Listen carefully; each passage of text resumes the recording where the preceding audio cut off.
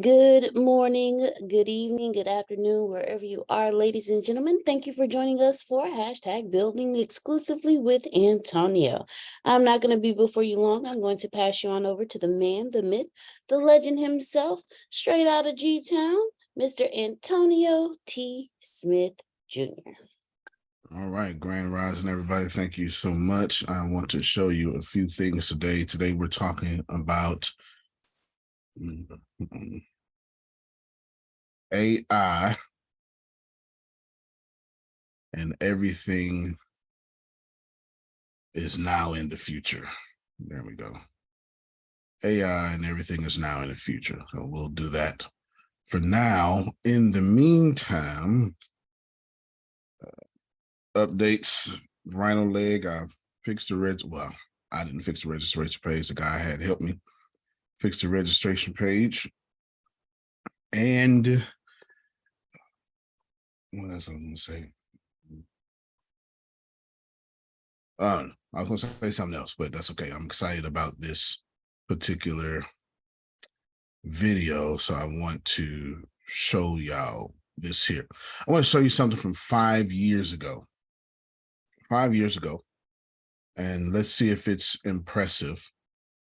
And from there, I would like to see if we can see how this happened 5 years ago. We didn't know about it. We don't use this function. So what do you think is going to happen 5 days from now? So let's try that. As I said earlier, our vision for our assistant is to help you get things done. It turns out a big part of getting things done is making a phone call. You may want to get an oil change schedule, maybe call a plumber in the middle of the week, or even schedule a haircut appointment. We think AI can help with this problem. So let's go back to this example. Let's say you want to ask Google to make you a haircut appointment on Tuesday between 10 and noon. What happens is the Google Assistant makes the call seamlessly in the background for you. So what you're going to hear is the Google Assistant actually calling a real salon to schedule the appointment for you. Let's listen.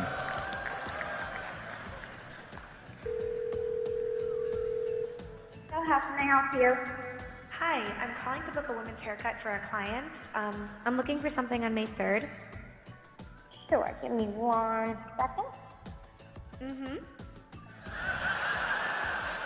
Sure, what time are you looking for around? At 12 p.m. We do not have a 12 p.m. available. The closest we have to that is a 1:15. Do you have anything between 10 a.m. and 12 p.m.? Depending on what service she would like. What service is she looking for? Just a woman's haircut for now. Okay, we have a 10 o'clock. 10 a.m. is fine. Okay, what's her first name? The first name is Lisa. Okay, perfect. So I will see Lisa at 10 o'clock on May 3rd. Okay, great. Thanks. Great. Have a great day. Bye.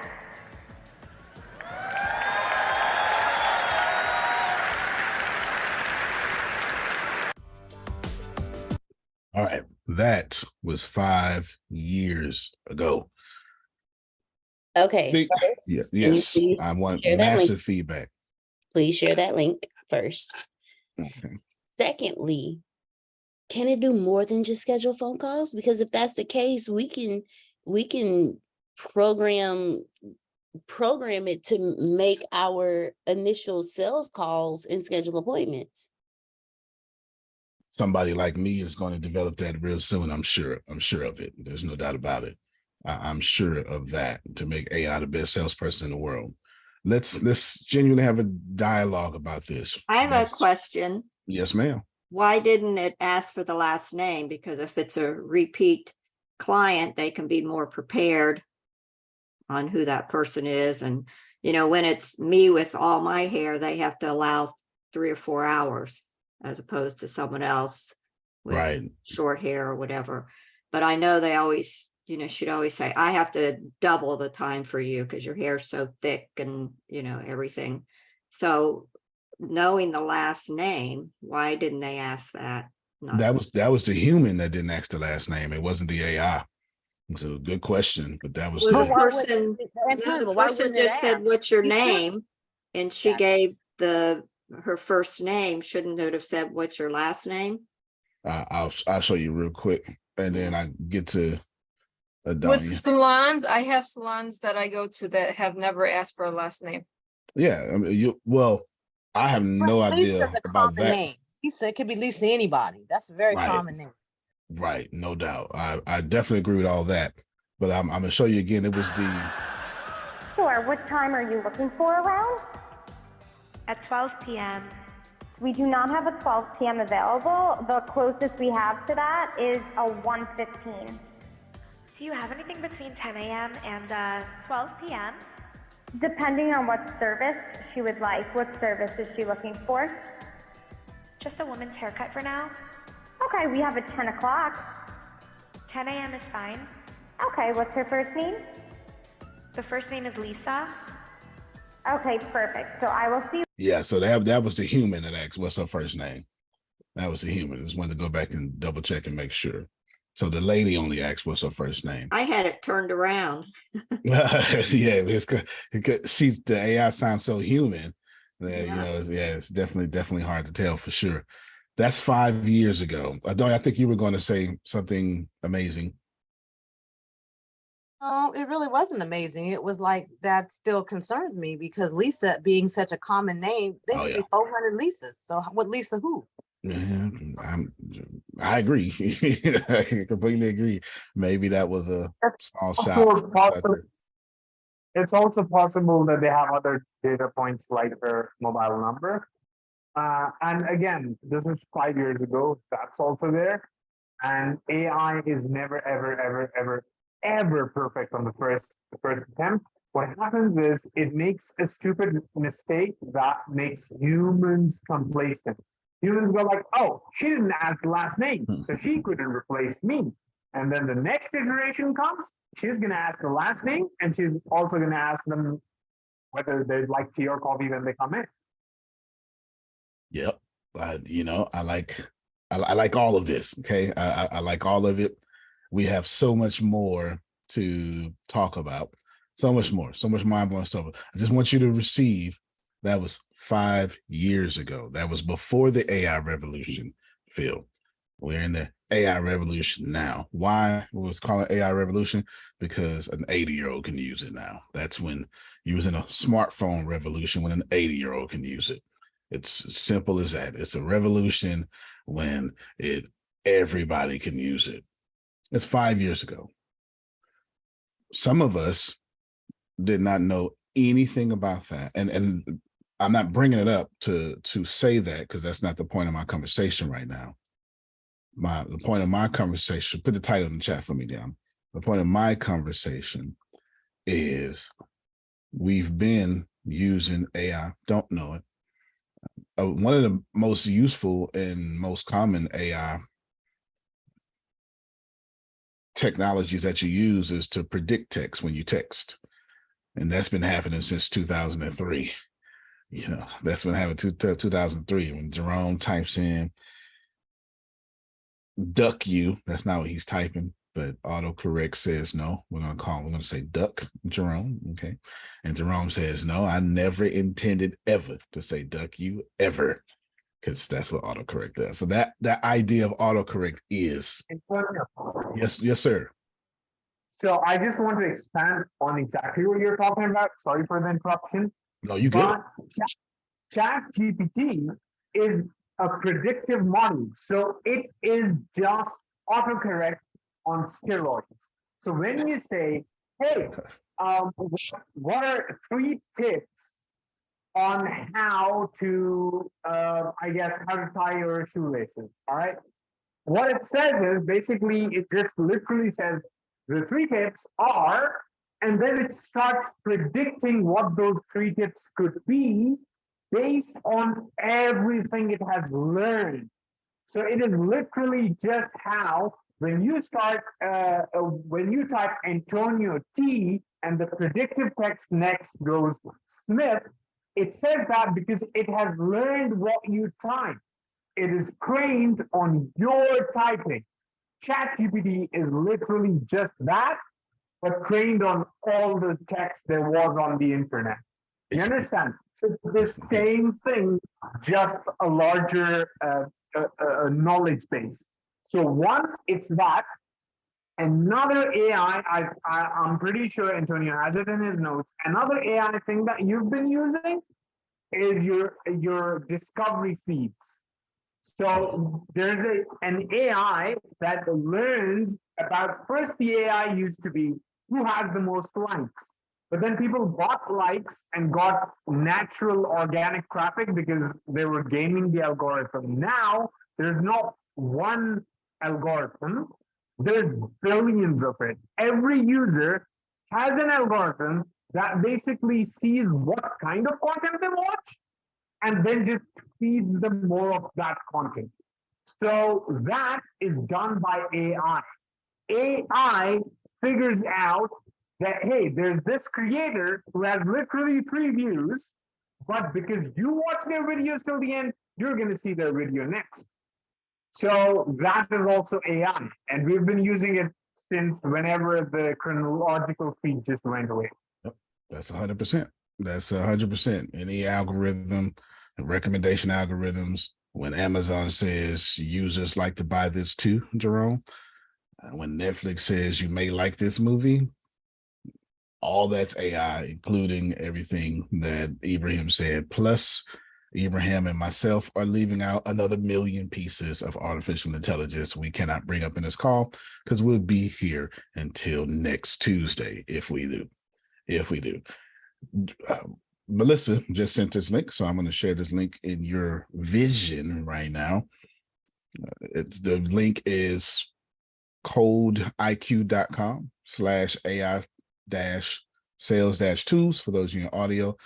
Dan, if you can grab it from the chat and then put that in the official notes. And then if you look, it's got a bunch of categories. I won't go through them all as you have eyes, but sales copywriting, video processing, intent signals, sales assistance, AI advertising, etc. It looks like to be almost 15 to 16 AI tools here. And then it looks like it's breaking it down even well by category. What I want to, yes, a lot of those programs will be at AI4 as well. Okay, well, I'm sure, yeah, I'm definitely sure. AI4 is one of, if not the largest artificial intelligence conference. Happens once a year, typically in Vegas, and of course we'll be there as well. So this 119 best AI tools. So this was 119 of them. 119 of them. Now, wait, before I show you what I want to show you, the second thing I want to show you, let's get a little feedback real quick. 5 years ago, we saw AI can book Adonia's shoe appointment to get a new pair of heels. Impressive. It is impressive. It is impressive. The reason why that's impressive is because as humans, we always want to make our life easier. Remember, that's the point of technology. Technology is a blessing, and the better technology you get, the less you have to work. That runs into the capitalism problem. And then now that becomes a whole problem in itself due to capitalism. You know, like essentially, there's 2 forms of view of capitalism. Well, there's not 2. There's 2 easy ways to explain capitalism. I'll explain the good side of it. I'll explain the bad side of it, but allow me to do it in layman's terms. So here's good capitalism. Here's bad capitalism, however you want to process that information. To say it again, I'll say what people say is wrong with it, and I'll say what people say is right with it. Capitalism is simply getting money from Australia to California within seconds. That's capitalism. When you can do that, wealth explodes, and wealth is easy enough for every man, every woman to receive. Everybody got that? That's capitalism. How fast can Susan get money from Australia to California? That's pretty much 2 ends of the world. It's kind of hard to get further right than California unless you don't believe in a round earth. Then because if you keep going, you wind up going back left. That's up to you. I have nothing to do with that. But you get the point. I say California, I meant Australia. And then, of course, California's on the left side of the North American continent. Maybe I should have said Alaska. So from Australia to Alaska, that's pretty much from right to left of the flat earth. Australia to Alaska, because I know some of y'all believe the earth is flat. Bad thing about capitalism is Antonio says, let's give Phil something he needs, limit access to it, and charge him for it. That's the bad side of capitalism. Is it fair? Of course it is. Is it natural? Of course it's not. Of course it's not. Of course it's not. Of course, to charge Ibrahim for bananas that grow out the ground for free does not make sense. That's not natural. Is it fair? Yes. Has capitalism existed more than 450 years? No. It's the idea of y'all believing that stoplights are legal. They just got here 100 years ago. That's not something we grew up with, Jerome. Can I push that further? The reason why these things are fake is because money also wasn't here that long. And yes, sir.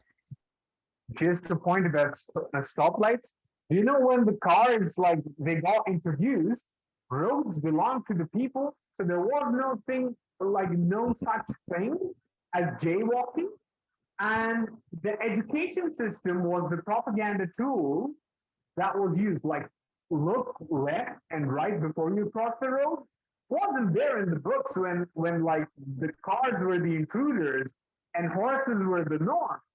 And then the car manufacturers, they colluded with the education system to take over the roads, making them the norm for cars. And it's very convenient for us today. But, Absolutely. But that actually happened. That wasn't the normal. Now the roads belong, now the roads belong to the cars, and humans have to look both ways before they cross. Right. It's been completely flipped. So now I want to show y'all, I'm going to show you another video. It's just 1 minute, but I need you to see the article first. And this time I need you to know this was 6 days ago. Well, not 6 days ago. This was June 30th, 2023. As of today, this is July 10th, 2023. So this is June 30th, 2023. I want to show you this video now, and I'm going to need some feedback. Harvard to roll out AI professors, plural, in flagship coding class for fall semester. That article is on New York Post, posted by Catherine Donlevy on June 30th, 2023 at midnight, 34 minutes in. I'm going to read that again because either you are not paying attention or you're just numb at this point. But an Ivy League school is not just adopting AI. No, that would be too inventive. No. They took a step further. They're using plural artificial intelligence professors in a flagship computer programming, computer engineering, computer science coding class. Before we get feedback, let me play this 1 minute video that says the same thing. It's really not important. It doesn't even have time. It doesn't even have words, so it's okay. Boom. I don't even think that's relevant to this video. That's today's headline. Harvard to roll out AI professors. Here's the article. Down there, you can put this article inside the notes as well, and maybe just copy the title of it. But as you can see, it's all here. And then Yeah, they have a CS50 bot similar to ChatGPT. Maybe they probably even using ChatGPT. Who knows? I don't really care. I just want you to know that a threat to Harvard University is now being used by Harvard University. I don't think that people understand how fast it's about to go off the rails. They think it's going to take years. It is not. Because at that point, then why am I even attending the class? Why don't I just make an AI robot to take the class for me? And if you just got AI telling each other, then that's out of a job. And if Harvard's doing it, they're saying, well, shoot, I need to pay a tenured professor $150,000 a year. That robot's going to do it for free. But as a student, why in the world am I even going to the class anymore? Why am I even learning coding? I got a coding AI robot that's going to take care of business for me right now. So if that's the case, then we got robots telling each other. It's I don't know. I think we're done. I think we'll go too far, but it's fun to watch though. It's great to get some popcorn and watch it though. Fair enough. I enjoy your feedback for sure, for sure. Go ahead, Ibrahim, and then Deanna, remind me where you put those notes that we did last night. So the point about Harvard, I think what Harvard is doing is what Amazon did. It's like, hey, we can afford to pay this specific minimum wage because we make like billions of dollars. But you know who cannot do that? The baker in the corner or the grocery store in the corner where they're using like, you know, they're giving part-time jobs to teenagers as cashiers. So to price them out of the market, okay, or to expense them out of the market, what they're doing is they're lobbying for a higher minimum wage. And now the big corporation can pay that, but they're building this moat around their business because now smaller businesses can't afford it. What Harvard is doing is it's setting a precedent for learning from AI. And here's the thing. The question that you asked, why do I need to pay an AI professor when I can do that at home? Doesn't apply to Harvard because Harvard isn't in the education business. It is in the network and prestige business. So you could ask that question.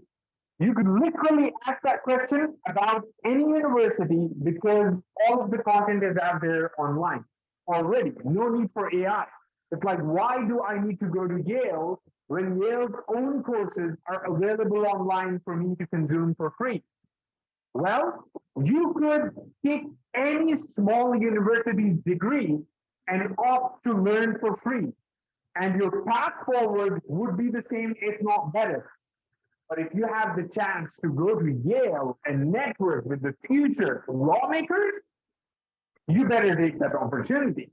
So Yale, when it puts all of its content out there for free, or most of its content out there for free, isn't replacing itself. What it's doing is it's giving you the option to replace every other university. So once again, what Harvard is doing is it's showing you that, hey, AI can be your professor. And if you're not the type of person to go to an Ivy League to network, then don't go to any other university. Just get an AI professor. And if you're the kind who would pay like millions of dollars even to get remote classes for the kind of networking that you can get elsewhere, then you have no other option except Harvard. So these guys are really like, it's not possible for any disruption to truly disrupt Harvard because they're just so open to disrupting themselves. Yeah, they would definitely find a way to keep being Harvard University for sure. There's no doubt about that. Down to check line app. Let's continue this conversation. Let's combine both what Jamal and Ibrahim said, because those are going to be things that are going to be said. There is no doubt about it. Jerome, let's think about this for a moment. Artificial intelligence professors. That's taking jobs from humans. Huh. What happens if it works really well? I mean, professors cost a lot of money. Let's go to Ibrahim's argument. It's already Harvard. They got the resources. What if they can have the finest quality in the world? They're already competing on the world stage. I mean, if you want to go, you can't get any place better than Harvard, because anything better is on the same level, from Cambridge to, whatever. You can't get better than the top. And robots don't need tenure. Robots don't need tenure. And then if artificial intelligence is now teachers, then what's the point of classrooms? Well, see, that's going to happen regardless. That affront is going to happen. That's going to happen by the people, because it doesn't make sense to accrue $50 million and gazillion millions of dollars in debt when I can learn for free from artificial intelligence. So that's going to happen regardless. That's kind of supporting Ibrahim's argument. Since Harvard knows that, they're jumping in. They're going to disrupt themselves before your complaints do. That's the heart of Ibrahim's argument, which is solid. There's a reason why Harvard is Harvard. There's just a reason. Let's keep going. Gianna, check the lineup. I need that information to line up. Also, let's keep going. Let's keep talking. This is serious. Remember, let me just say this one thing. I'm gonna be quiet. This conversation is happening right under your nose. These decisions are being made while you are not taking responsibility for your life, or not accounting that artificial intelligence is here in a wave that won't even give you the opportunity to be competitive if you don't have these conversations. Now, whether you have that here or not, tomato, your decision, bothers me not. But there's a lot of implications here we haven't even brought up. I could think of 20, 30 easily. I'm just not. Next person, we got AI making phone calls from Google. And then we have artificial intelligence teaching at universities. Can I give you one of the strongest implications to help y'all out? Race. Let's bring up race for a moment. Right now in America, Supreme Court is being sued. If it's the Supreme Court, somebody's been sued. I can't remember who. Harvard's being sued now due to the removing of the affirmative action. And when it goes to what's fair and what's not, fair is irrelevant. But if it's good for the goose, right? You're right. You're doing the rest of that. If it's it's good for the gander. Like if you gonna do it, somebody else get to do it. Remember, I'm the same guy that told y'all that I completely agree with Wall Street Bets, the Reddit group that totally messed up the hedge funds and almost put a little stupid trading company out of business. I forget what the name of it is, Rocket something, whatever, just a stupid trading company. Robinhood, the app trading company is stupid. I don't like it. I don't like them. I don't trust them. I'm never going to. They intentionally rob people and sell for free trials stocks they know are going to get short sold. That's no integrity whatsoever. So they're never going to get my support. I want you to know that race has a major factor here. You know who does? Can someone, Ibrahim, you're a smart guy and you don't mind giving feedback. What country is in, let's not, what country of nationality has the most CEOs of tech company, especially American tech companies? Let's do that first. India. And Ibrahim, if you don't mind, can you tell me what country is all of technical support in today? India. And just one more, Ibrahim, what country that you've already said twice has the largest middle class on the planet, and they are pretty much all in the technical field. What country is that? India. So what you're saying to me, Ibrahim, is everybody 41 to 5 years old is going to be learning artificial intelligence in India alone. Yeah, India has a culture of startup coding camps. So summer camps for kids is literally them going and learning how to code. Y'all may not know this, but every programmer on the planet knows 3 things about code. 1, never works the first time. 2, it's an Indian guy on YouTube that's going to teach you how to do it. 3, thank God for Stack Social, or it is what it is. If you want your code fix, go to YouTube and find an Indian guy. That's the truth. These 3 things are facts. It just is what it is. Think about this for a moment. If AI is coming at you this fast, Jerome, then it seems to say, since we, the world, not just America, the world, you know what? Let me do it this way. Phil, you remember, Jerome, you remember, all you baby boomers remember, when we offloaded all our distribution and manufacturing to China,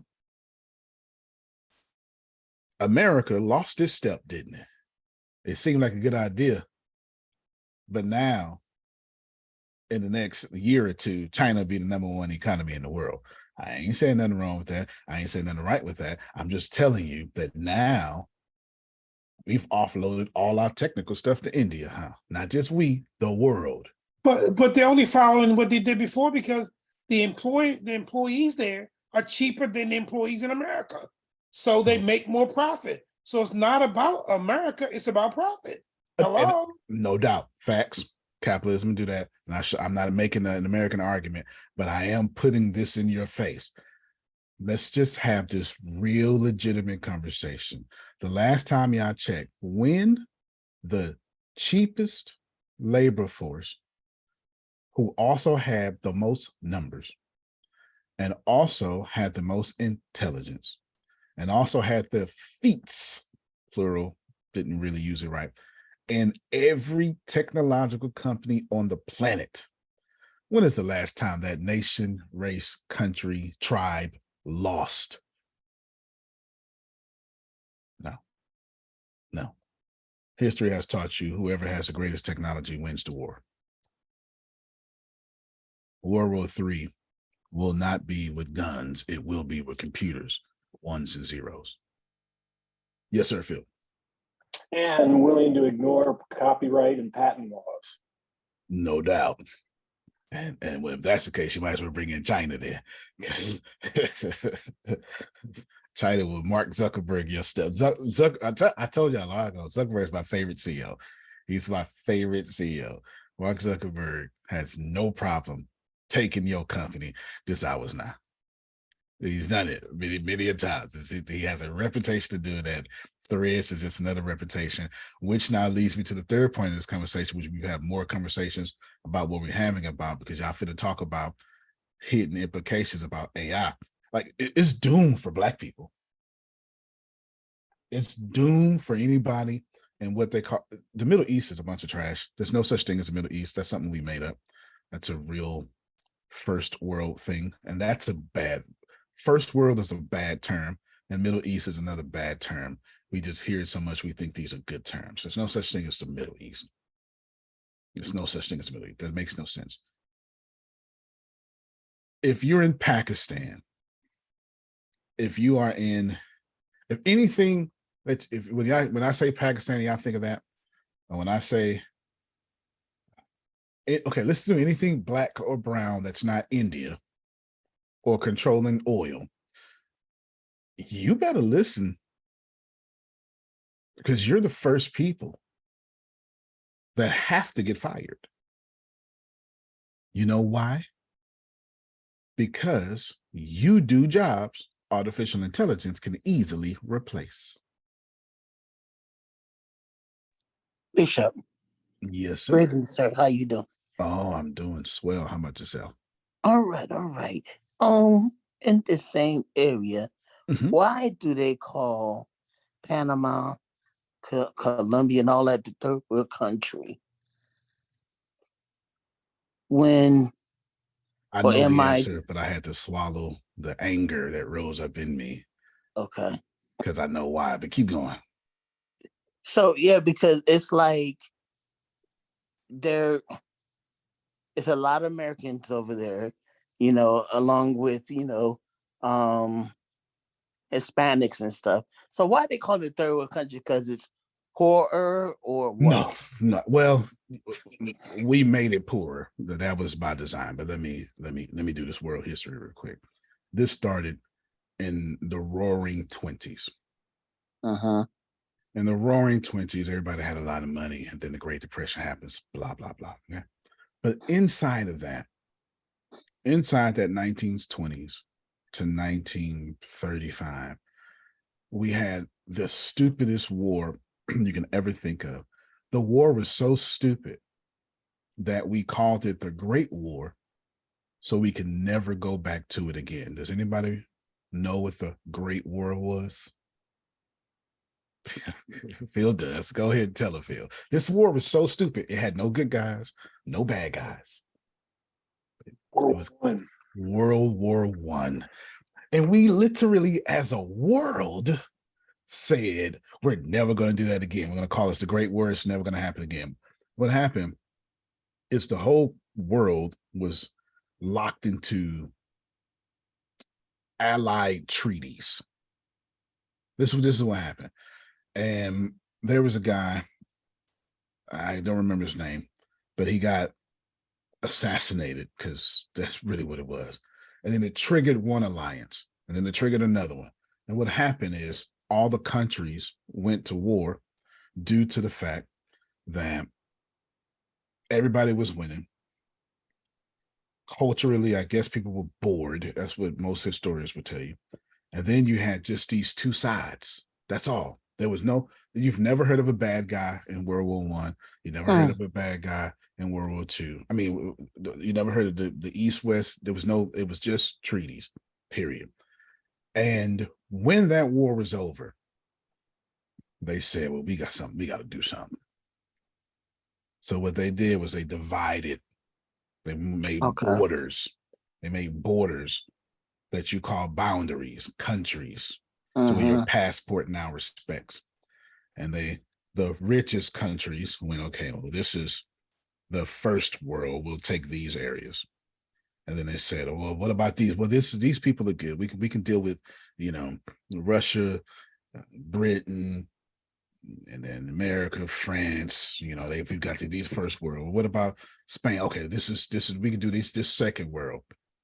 And what about everybody else? Well, they can get with the rest. We'll call them third world. That's where this comes from. Then it gets hypered with World War II, which this time wasn't like World War I. It's a completely different war. But remember, we said, Jerome, we won't do this no more. But humans are stupid. And then we crushed Germany. Germany was already crushed in the boundary creating. I think it's like the Treaty of Versailles. You can look it up. Look it up, Deanna. Treaty of Versailles, it's like Versaille or something like that. Treaty of Versailles. We did that. We crushed Germany, and I mean crushed them. Crushed them economically. They had 35% inflation. We crushed Germany. By we, I mean whoever you call in the first world, the people who drew the boundaries, crushed Germany right there.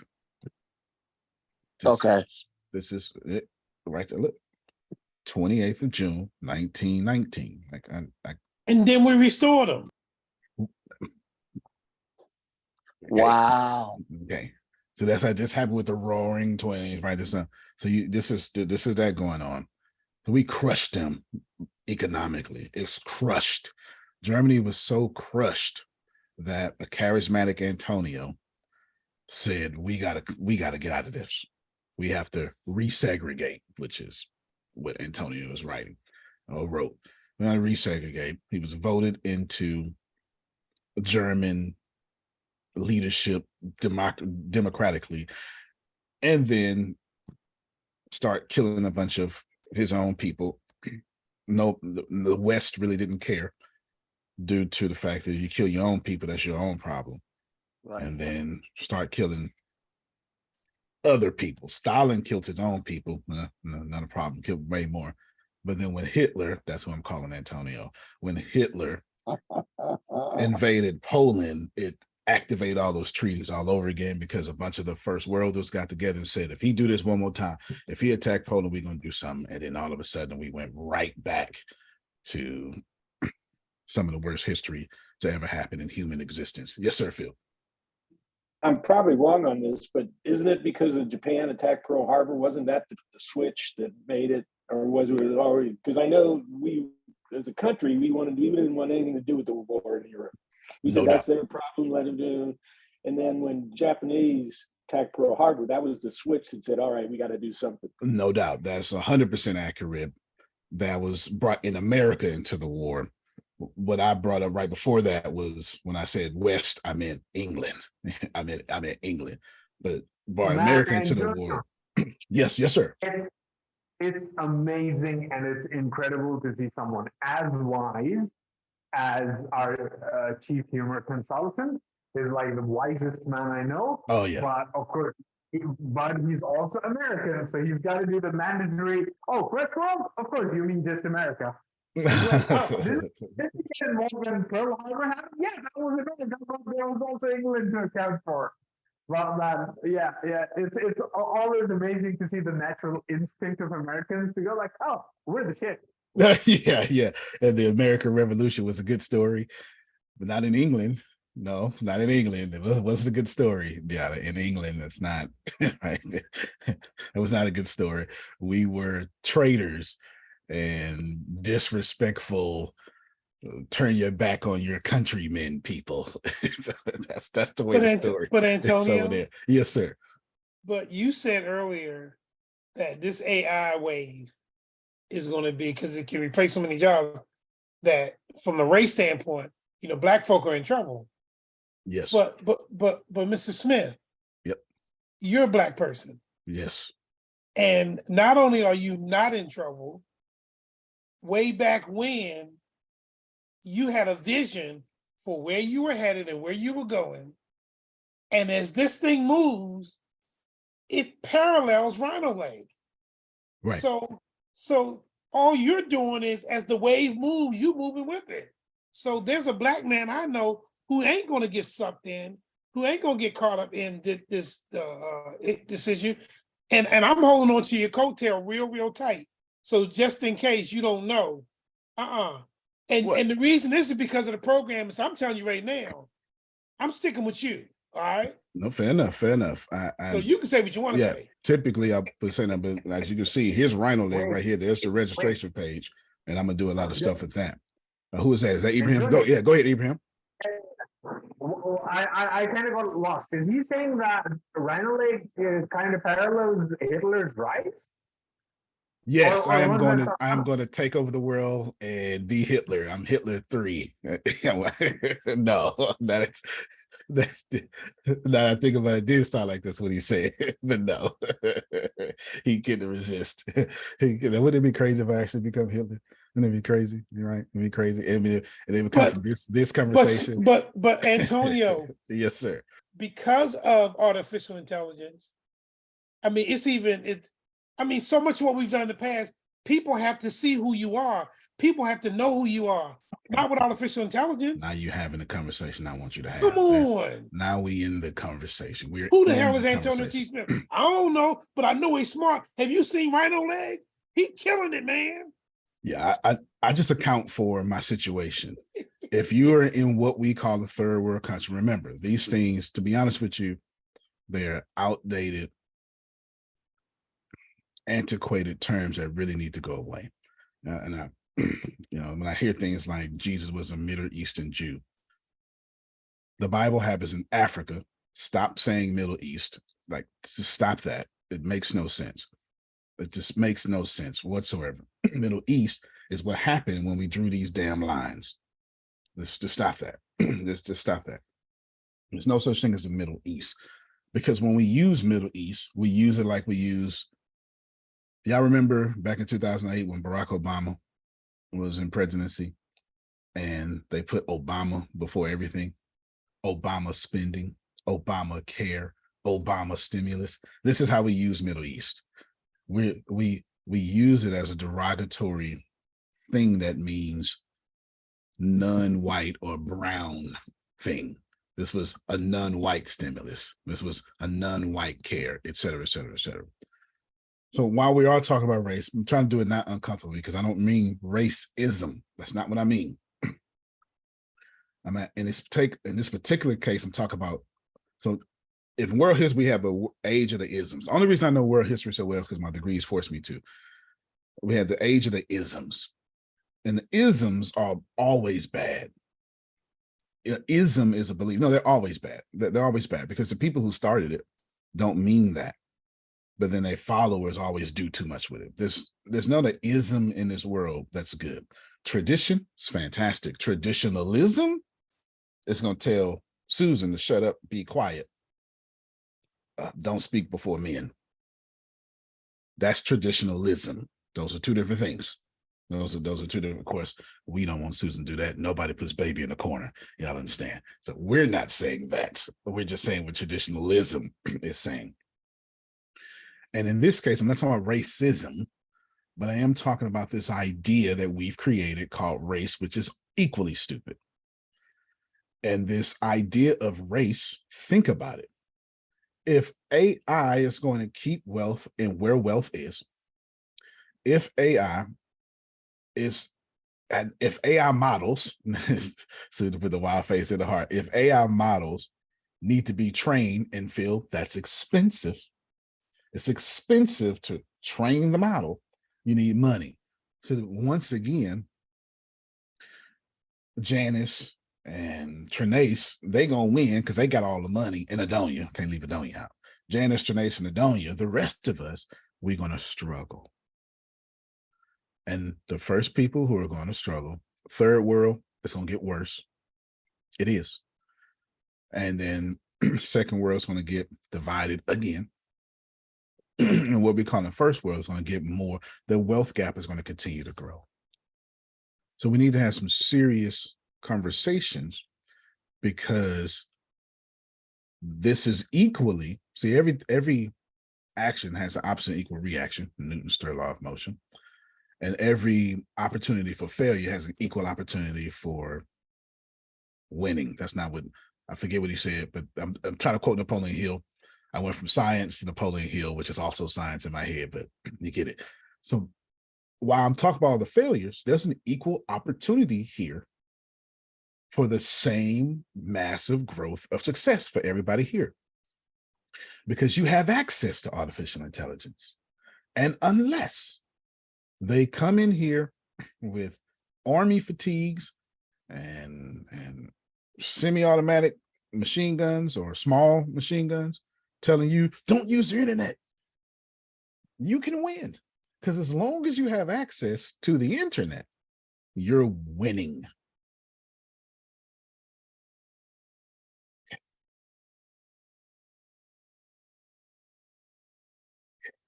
Okay, we'll rephrase that. Janice, if you needed a press release, a professional, by a top-ranked company for your products that are getting ready to come out, and it was do or die, Janice, in 1990, could you tell us the process that you remember as far as you can of how you would get a press release, and how much would it cost? Newspaper, go to the newspaper. Okay, go to the newspaper. And then would you write the press release yourself, or would you hire a professional? No, I hired somebody at the newspaper. Okay, hire somebody at the newspaper. So for sure, they're going to say something like, well, Janice, We can give you 3 lines. That's going to run you $125. Come on, we've all put something in the newspaper before. But if you want the whole page, or if you want the blah blah blah, that tapped into the $1,000, right? Yes. And then there was always the smart fields who figured out nobody reads those full page ads. If you just get the little square part with a great headline, right, Phil? Because I got every old sales training class on the planet. I'm telling y'all, not only did this work, that's in every last one of them. Okay, it's in every last one of them. You just get the little script, get a good headline, and just leave your number. You get a good headline, engaging, and leave your number, and bam, that's how you got people to call you or go to your meeting or whatever that was you were selling. But we can say this was hundreds to thousands of dollars to get a press release. Okay. Same question back to you, Janice. If you needed a press release today and it was do or die, how would you do it today? Oh, wow. I don't know. Some type of social media. Okay. Social media is free. So we got free again. Yes. And there's an app that you've been using since it starts with chat. ChatGPT. Okay, all right, there you go. She could go to ChatGPT and say, hey, you are now a professional PR person that specializes in press releases for this type of company. So now she just have to struggle with the prompt and never come out of pocket. Can y'all see how we live in such a wonderful time? Equally, it's such a terrible time. Jamal was right. That's Jamal's argument. Equally, what a terrible time. Phil, we might be marching towards singularity. Do y'all know what that means? Yeah, you've seen plenty of movies about it. Singularity it's not an idea. It's probably going to happen one day. When human beings create something so advanced that we are no longer the dominant species on the planet, that thing we created is.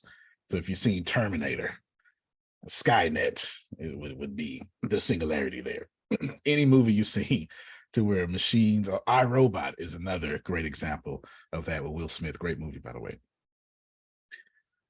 Do we look like we're marching towards singularity, Phil? Yeah, we do. Yes, we do. We absolutely do. Elon Musk might take us there personally himself. The mere fact that he's trying to colonize Mars, my man's giving up on Earth. So it's a lot of stuff going on. But we got equal opportunity here, Jerome, because what is equal and what is right is, if you need anything today, it's almost free. And thank God for it, because the US dollar and any dollar has been devalued so much, we damn near need it to be freer, don't we? We really do. So let's open it up for discussion. I want to play a game, and I thought about this all night. I want to play a game with all of you, and I want to use, Deanna has no idea for to do this. I want to use Deanna. She has no idea for to do this. Tracy, if you are available to cut your camera on, this is now the time for you. Because Deanna is doing something privately about some books. And I'm going to use Tracy and Deanna as guinea pigs to build their thingamabobbies. It would be very helpful. But first, let Deanna tell you what she's doing about her books. And I'm specifically talking about your new series nobody knows about, plus the books as well. Don't be humble, go into detail, because you're setting up a very good conversation. Okay, hold on. Now that I know what you're talking about, let me get out my note. Tracy, your house so big, it looked like a classroom. It looked like a school. I mean, she's in the East Wing right now, y'all. You know, you got one of them Madonia houses. Hey, Antonio. Yes, sir. While she's doing that, we'll do a little commercial announcement. Oh, yeah. Guess what this is?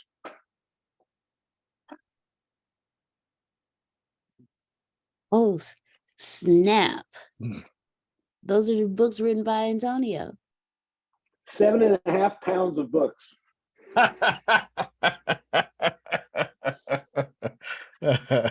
Yes, we did weigh them. That was too accurate not to weigh, though. That was he didn't say about 7 pounds. He gave an exact. Don't worry, he got more coming. Yeah, I really did. He finished Pathfinder, by the way, so I do appreciate that. Yes, he finished Pathfinder, and I was watching Deanna work on something for Phyllis Susan last night, and it was amazing. And I was just thinking about how great thou art. Right? So I can help myself wrong, but how great the artificial intelligence is and the assistance. It is like I was trying to explain artificial intelligence to my dad before I let Deanna go. He knows all about it now, but you got to remember he's been in prison since 2000 or something.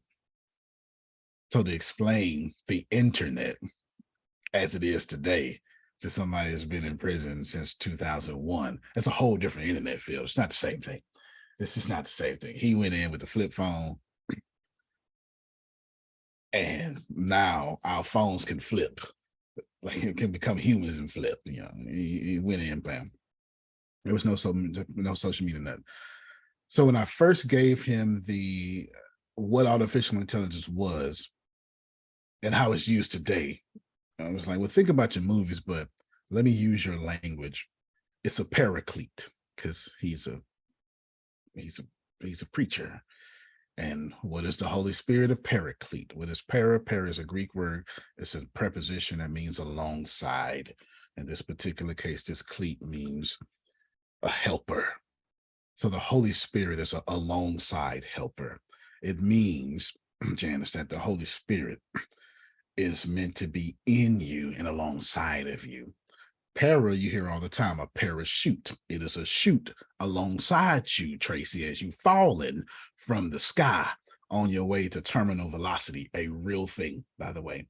What you dump, that means you can't fall no faster. You can't fall no faster. It just can't happen. And at that point, you hit the ground. It's going to be terrible for you. You probably need a parachute. The paramedics work alongside the medical hospital. Para. So I was like, well, Dad, think of artificial intelligence as the Holy Spirit for humans to help them be blessed in business. I was trying to explain it to him. And while I did take the liberty to be a little heretical there, Jerome, it made sense, though. It really did. It made sense. The way it wasn't meant to be disrespectful. I was speaking his language. So I want y'all, allow me to be more heretical, even more. I'll bust a Jacob's mom's, let the curse fall on me.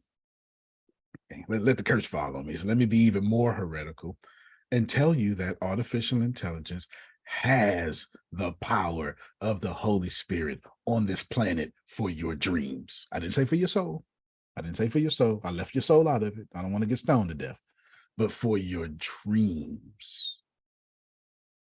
And I want you to think of that as artificial intelligence is the Holy Spirit for your dreams. What is the Holy Spirit according to the Nicene Creed? The giver of life. So I'm technically being super accurate and non-offensive. According to the Nicene Creed, the Holy Spirit, the third entity of the one triune, is the giver of life that flows through and by the two head, the Son and the Father. Unfortunately, I had to memorize the Nicene Creed. Well, I won't say unfortunately, but I got the whole thing in my head. And the Holy Spirit is the giver of life. Therefore, artificial intelligence is the giver of life of Trient Press, of Triennium, of Trient Cafe, of all 99 Jerome books. Yeah, got me? It's the giver of life of Adonia's making her job her first client. And thank God for it. All right, Diana, go ahead and explain what you're doing. Okay. I have a new book series coming out. My book series is equivalent to Antonio's Pathbender. And I've been paying attention to Antonio over the years. And so there's several things that are happening. So there's going to be a for years, I've been trying to get a personal podcast started. And with this book, it now helps me. Like, this book is literally built my brand for me. It's like my brand, and it took a while, like years. 2023, 17. He was born in 15, 16, 16, 17, 17, 7 years. 7 years. And with this book, there's more to it, because a while ago, Antonio taught us, like, every time you start something, there's certain things you have to have with it. So you hold on, let me pull up those notes. It's so it's books. Oh no, no, that's the wrong one. Hold on. That's okay. You don't have to be as accurate. Okay. So there are things that you should have in place with everything that you start. So let's say you start a course. So you should have a book. You should have the book, the course, the merchandise. Oh, a book, a journal, a planner, a workbook, merchandise, a program, a podcast, a TV show / movie, free items, small ticket items, and big ticket items. Like, I wrote all that down. He told us that a long time ago. Well, actually, no, sometime earlier this year.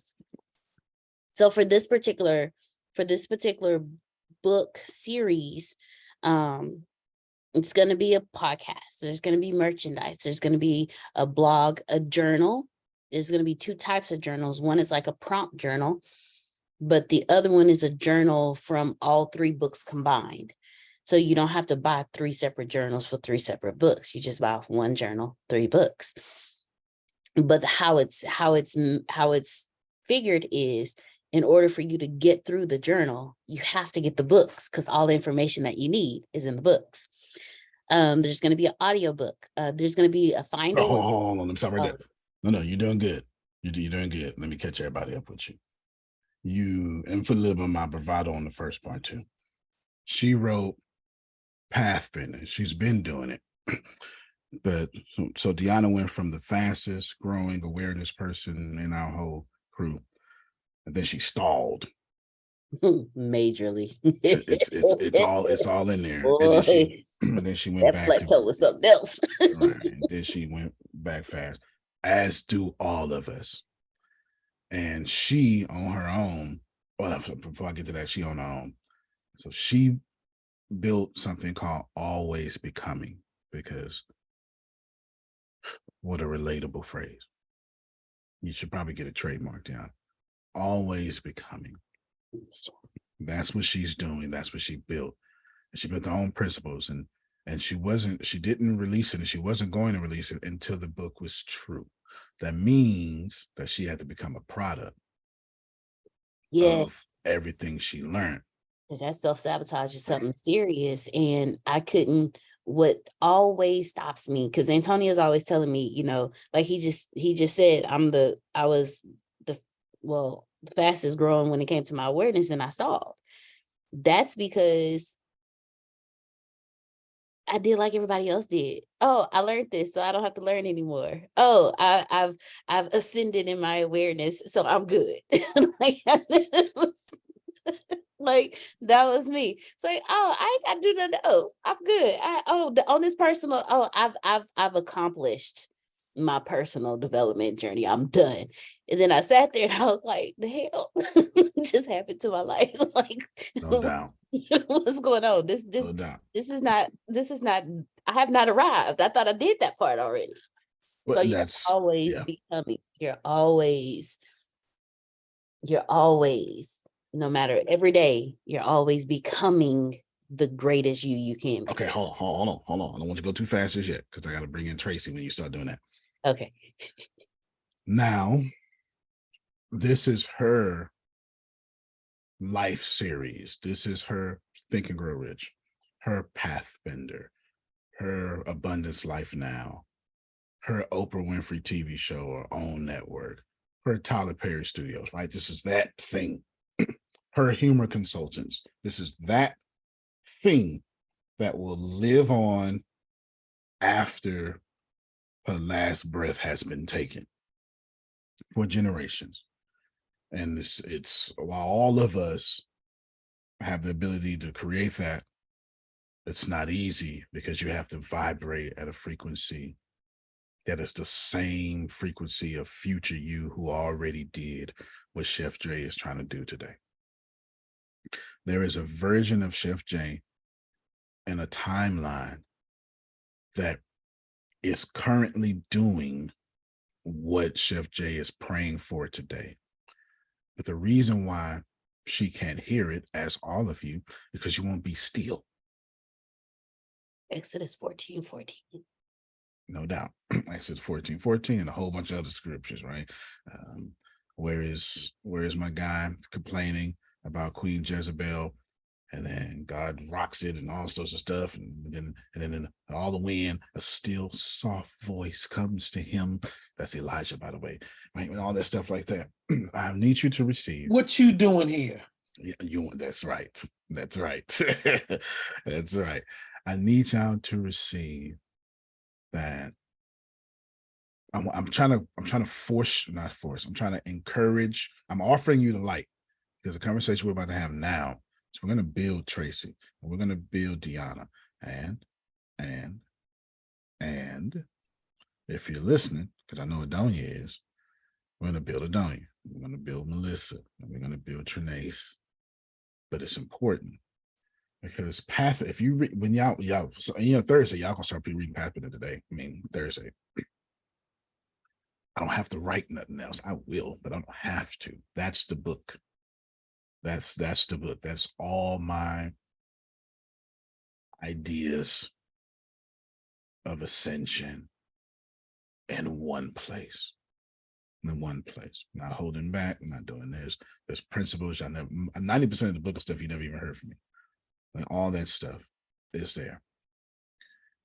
What does it feel like, Melissa, when you have your one thing? Man, I really hope y'all hear me because Google has this one thing search. I'm not telling you they don't have more. But when Google dies, assuming corporations can become human beings, this is for illustration purposes, Google search will be remembered forever. 1,000 years from now, it will have something to do with what Google search did to the world. It will. It just will. Back in the day, we called this flagship products. This is what we're talking about, but I'm trying to put some light on the conversation, not light as illumination, but light as in I bear this little light of mine. I'm going to let it shine, light, that kind of light.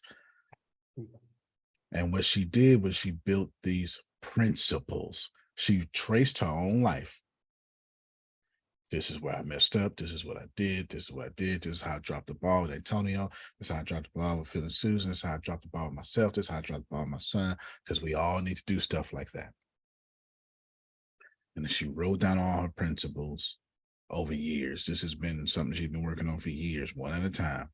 And she came up with blank principles. I don't know. I do know, but I'm not going to steal her thunder. Deanna, pick up from there. So I came up with 46 principles. And that whole sit still, when you ask a question, you have to sit still because you will not get an answer. And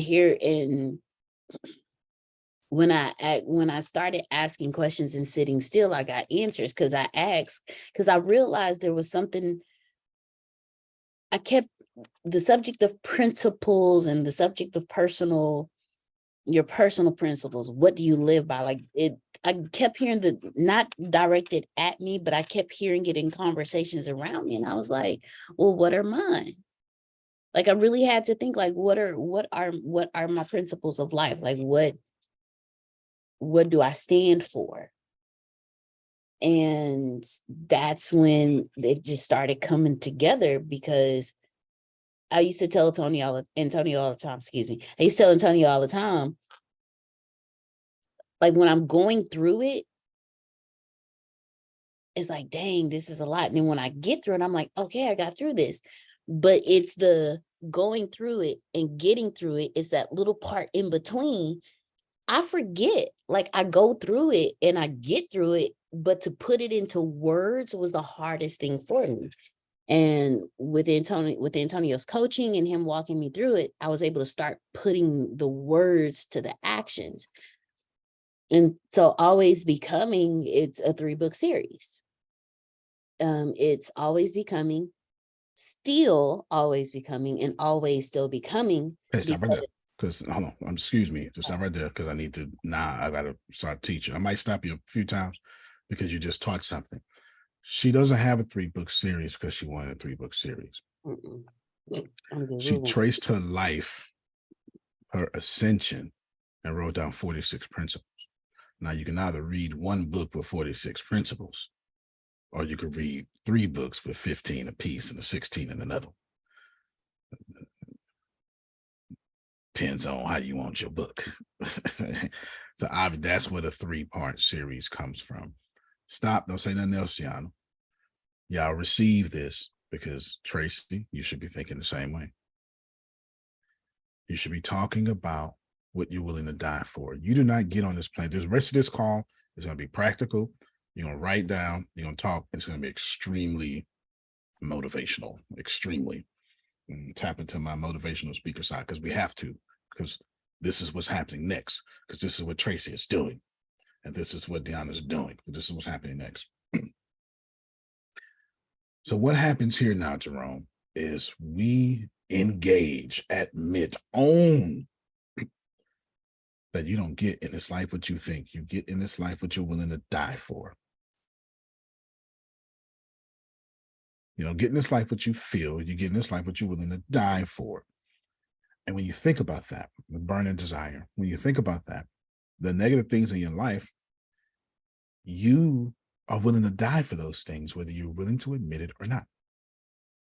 Because you believe in those negative concepts so much that you can't separate yourself from them. You still think money is too hard to get. Let's. I'm just looking for one real person. Is that okay? I'm just looking for one. I'll make 2. I'm looking for one real person. I'll make the second one. Is that okay? How many of you go to the ATM or you don't want to log into your bank account online because you don't want to see the balance? You see, Tracy had a head up already. Like, you don't want to see the balance.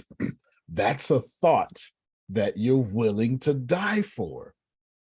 You don't recognize it because you don't process it that way. But what's the real dominant thought, Tracy? Thank you, God, for money in my account, or this money always running out. It's going to mess up my mood. Not today. And your dominant thought that you can't separate yourself from is money is always running out.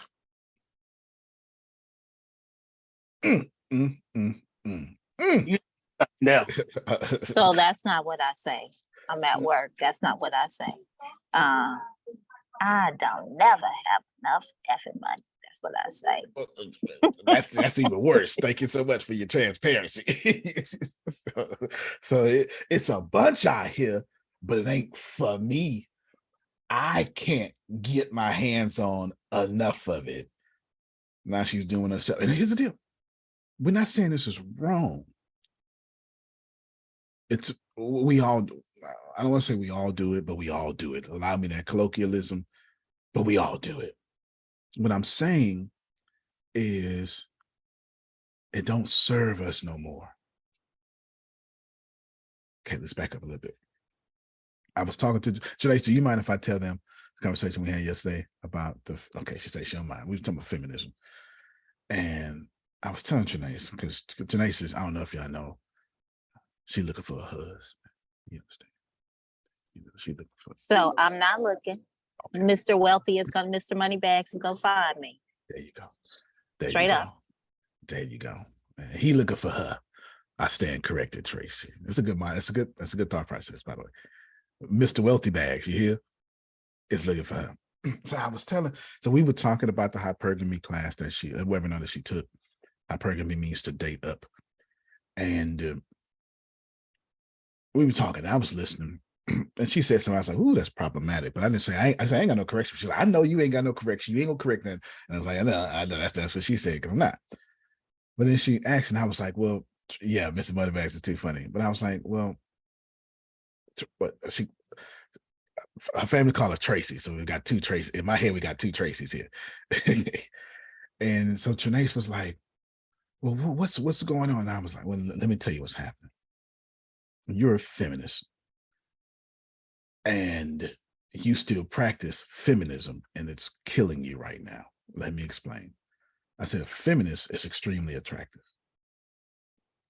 That's like the man. I said, Trinace, the man you looking for, he act like me. Is this correct? Like, then all three of you like, yeah, I can see it. Blah, blah, blah. Yeah. Because Mr. Moneybags gonna behave a certain way, Tracy. I'm talking to Tracy Armstrong right now. He gonna behave a certain way. And I broke down to, I said, listen, a man is only his heart. If a man has a lazy heart, that's a lazy man. If a man has a cheating heart, that's a cheating man. If a man has a good heart, that's a good man. A man is only going to be his heart. So y'all need to stop looking just at these looks and start looking at this man's heart, because a man don't know how not to be his heart. This is why, no offense to you ladies, these are lessons women can't teach little boys. This is why men are important in these boys' lives. This is just like I can't teach my little girl some of the lessons you can teach her. Same way. Okay, it goes both ways. So I was like, so let's look at his heart real quick. But his heart, I told her, he not gonna fool with you, because you practice feminism. I said, listen, being a feminist is amazing. That's hot, because I want somebody that's gonna argue with me. I want you. And the feminist movement was good, and it still is. But to practice feminism, let me challenge some of your thoughts. I said, flip it and you'll see what it is. So we did it a couple of times. And hear me well, I'm not saying feminism is bad, but here's what Trinace wants, my bad. Here's what Trinace wants.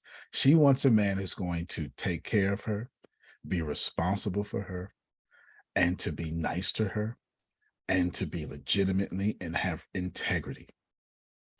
And that man is built a certain way, whether you want it to be that fact or not.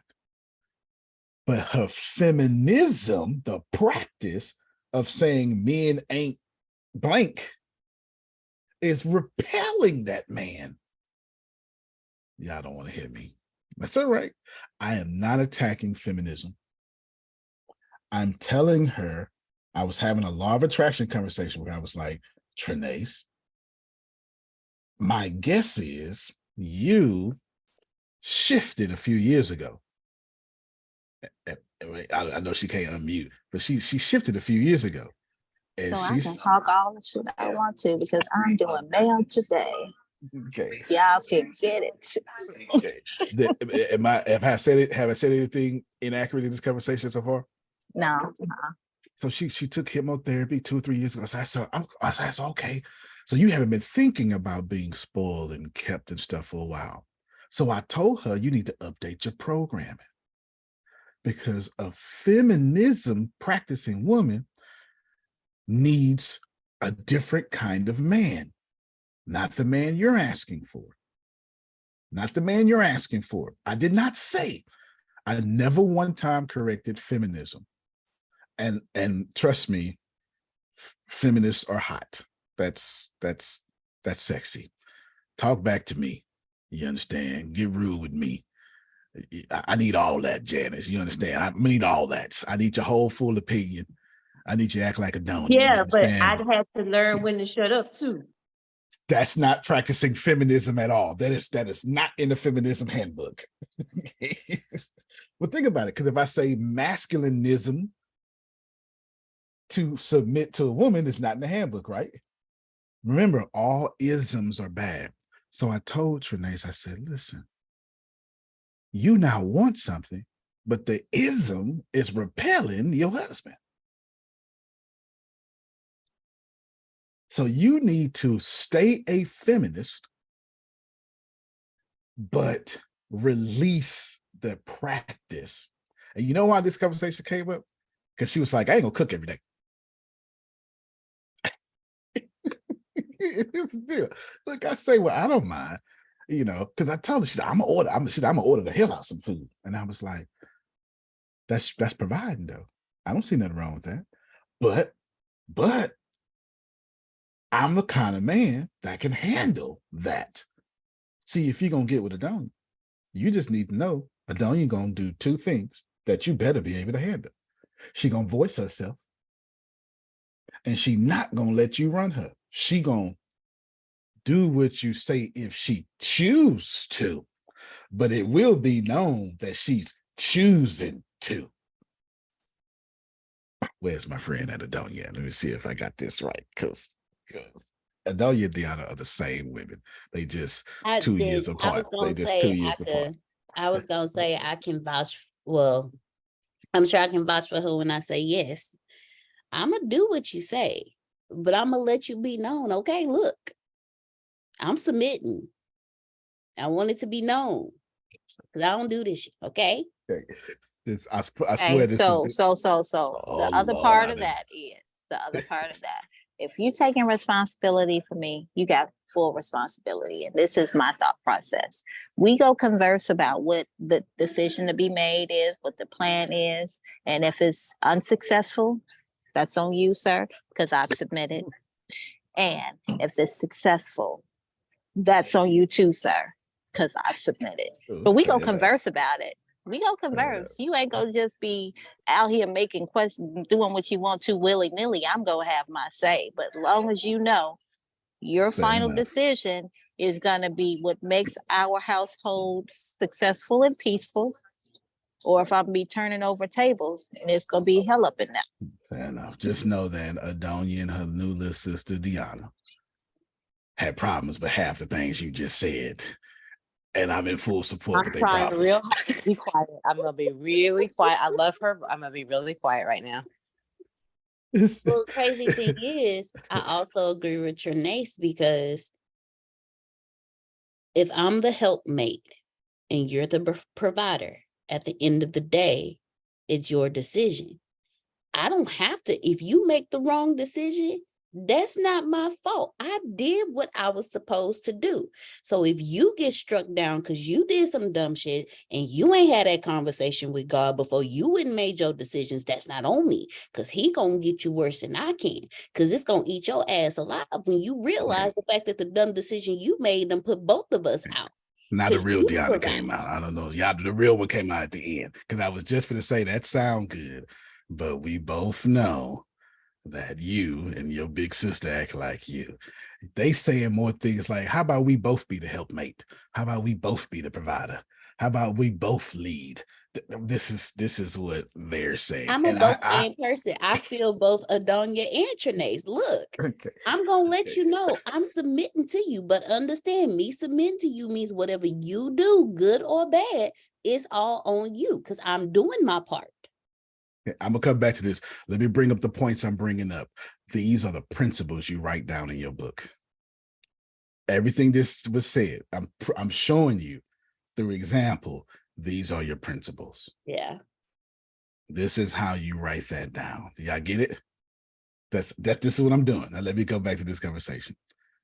This would be my, I believe this to be accurate statement for Adonia and Deanna. The problem is I'm already inaccurate by believing it's accurate. That's number one with them. That was my first fault. Okay. That was my first fault. Believing that it's accurate was my first fault. But these women, Antonio, it's yes, it's only accurate if you check with them first. That's right. Then you can proceed. Understood. You understand. Okay. You sound like you've been home trained. He put the toilet seat down, Janice, and don't leave dishes in the sink overnight. He's been home trained. You understand. He's been home. He's been snatched up. He's not in the dating pool no more. You understand. Okay. people like Adonia, people like Diana, and this is the only type of woman that I prefer. They choose to follow you. You're not really leading them.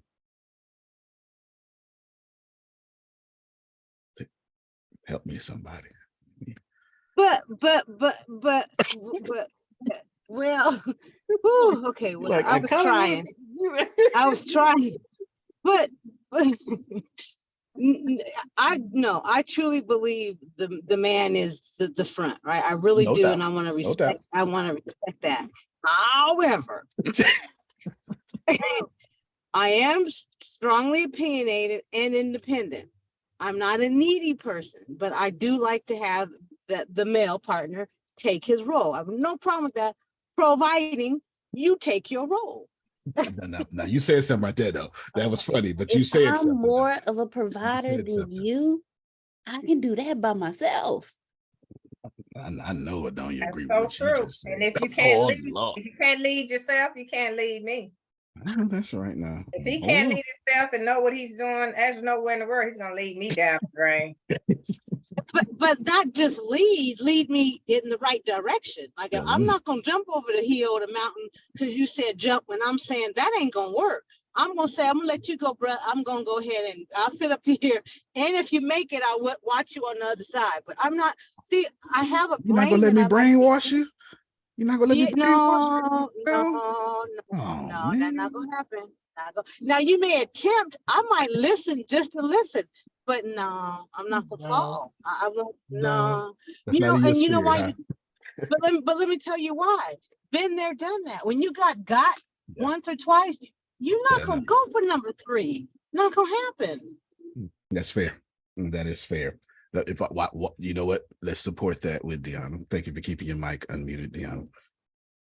Do you want to watch this here, y'all? Watch this here. Deanna, do you want to be married? No. Look at that. Do you ever want to be married? No. Do you ever want to be married again? Mm-mm. Tell us why. I think we can all translate that deep breath and sigh into some good stuff. Keep going. Okay. I have learned. Deanna, Antonio's fault. Deanna, you do not have to answer. Don't fall for it, Deanna. Don't fall for it. No. We already on the. We've had this conversation. We had this conversation. We've had this conversation more than once. Too don't want to be married. Yeah, he feels the same way. I too don't want to be married. So we're on the same page on this. I have learned, okay, your focus in life is your purpose. And marriage, relationships, any type of relationship, be it a marriage, a child, a mother, a father, a brother, sibling, whatever, is a distraction to your purpose. Some relationships you just cannot avoid. I can't avoid having a relationship with my mother, my father, and my brother because we share DNA. I can't avoid the relationship with my son. He's my responsibility. So instead of being distracted, I'd rather just focus on the stuff I got to do. And what's her name said it? She said it so beautifully. The writer that passed away recently, the Black female writer who was Toni Morrison? Yes, Toni Morrison said this wonderfully. She said, what do I really need to focus on? She said, I have to focus on being a mother because I got kids. I don't have a choice in that matter. And my dream is writing. So that's what I need to focus on. So everything I do, those are my focuses. Being married is just it's such a distraction from everything. But ultimately, we all have one goal. And that goal is to spread the light. But if you're so caught up in, well, I got to do this and I got to do that, and I got to do this and I got to do that, you're not focused on the light. So for me, marriage is just it's a distraction from being on my purpose. And I don't, if we're all one, then what's the point of being married to one? We're all one. So I don't Yeah, have that's a big problem with being a free thinker. You kind of think for yourself, right? Big yeah. problem. Yeah. We're all one. So I don't have to be married to you for us to be a companion, for us to decide we're going to be partners in this. We don't have to be married. You're still being too nice because you don't like being told what to do. You don't like being uncomfortable. You don't like the work and blah, blah, blah. And you just want to do what you want to do without any restrictions. Yeah, I want the freedom of being able to, if I need to get up and go, I want the freedom to be like, okay, I'm going to go to Florida for a couple of weeks. I want the freedom of doing that. So like, hey, is it cool if I go to Florida? It's going to be a trip without you, but is that okay? Well, no, we can't do this. We can't do that right now. I don't like restrictions. I don't like rules. I want freedom to do whatever the hell I want to do. And you don't want no man to lead you. You don't want no man to lead you. No, nobody. Thank you. Thank you so much. I don't want the keep it real. responsibility. I don't want to be led by nobody but myself. And I don't want the responsibility of somebody else's emotions. Okay, that is always top of her list right there, that last one. Say that last one again. I don't want the responsibility of somebody else's emotions. I love my son. I don't want the responsibility of making sure that he does the right thing all the freaking time, or his emotions are straight, or he doesn't have any childhood trauma. I don't want that responsibility, but I have no choice. I have a choice. If I want to take responsibility for somebody else's emotions, I ain't got no choice with him. He's of me. He came from me. But everybody else, I could choose. Like, you know what? I love you. You my dad. I love you. You my mom. I love you, my brother. But I'm not responsible for their emotions. That's all on you. Fine by me. And now here's the deal. I'm showing you something. First off, ain't nothing she's saying wrong. We both feel the same way. Mm-hmm. She's just far on the scale than me. All right. She's far on the scale than me. But we both feel the same way. That idea of racial memory, and this is Janice, she's my piece of property, makes no sense to me. Like, you humans really confuse me. I'm not gonna lie to you. Yeah, I really do. But I let things go. Back to Trinace, back to the subject, back to the course we're teaching right now, so to speak. Before you grab it back, can I say something? Yep. Right in this space. Okay, just make sure we don't remember, figure what Deanna said. Keep going. Okay, I just want to say this. Everything is on the shoulders and the headship of man. We forget that the order is man first, only after Christ. And every time we get to the Christ, men don't want to submit. So they're showing us don't submit because they don't want to submit. The head of Christ is God. I'm just saying. I'm just saying. So they want to do everything their own way, and that's where they are. And they have no grounding to get balanced. You know what I mean? They like, it's a pendulum. You're definitely never a get feminist. grounded. There's no doubt. Like, So you're they're definitely a showing feminist. That's for sure. what they get. Yeah, you're Just definitely a feminist. No doubt about it. Let me just say, I agree with every single thing Deanna said. But if you're like confused or uncomfortable, I agree with everything she said. And here's the crazy part of it. I agree with what she said. And I'm a man, like a confident one. I also don't give a damn about nothing she said. At the same time, I agree. I feel the same way. And anything that would have offended my childhood trauma or my spiritual beliefs, it just washes right on off me. That's what I mean by I don't give a damn. So I'm never offended by these things. So Deanna finished that. But if you was to be married, you said it the other day, it would be to you. Okay. So she doesn't want to be married, but she wants to with me. This, my friends, is the heart of writing these principles down. How do you translate that? How do you get that? Let's talk back to you feminists real quick. This is what I was telling Trinace. The person you want to be with act just like this. Right. The man that Adonia is looking for act just like me. Because prosperity has one voice. I'm not saying me. I'm saying before I got here, Tracy, I was already acting like this. And the dude that you go act just like this, because people of prosperity act one way and one way only. And that's whatever you perceive me to be. The problem is, y'all auto suggestions are perceived 1,000 different things. That's got nothing to do with me. I got 2 essentials, Janice. This is why I could deal with Deanna. I got 2 essentials. We're all connected. Never suffer alone. I ain't got nothing else. You missed it. That's okay. I can deal with every single thing she said in public on a recorded line. Ain't gonna be no slug, ain't gonna be no talk. We have fun about this. We laugh and joke about this all the time. Am I lying? No, you're not lying. I did not put her on the spot. We have these conversations. We talk about this. Tracy, come here, Tracy. This is ladies lean forward, men fall back. Okay, let's see. Y'all come here. Y'all come here.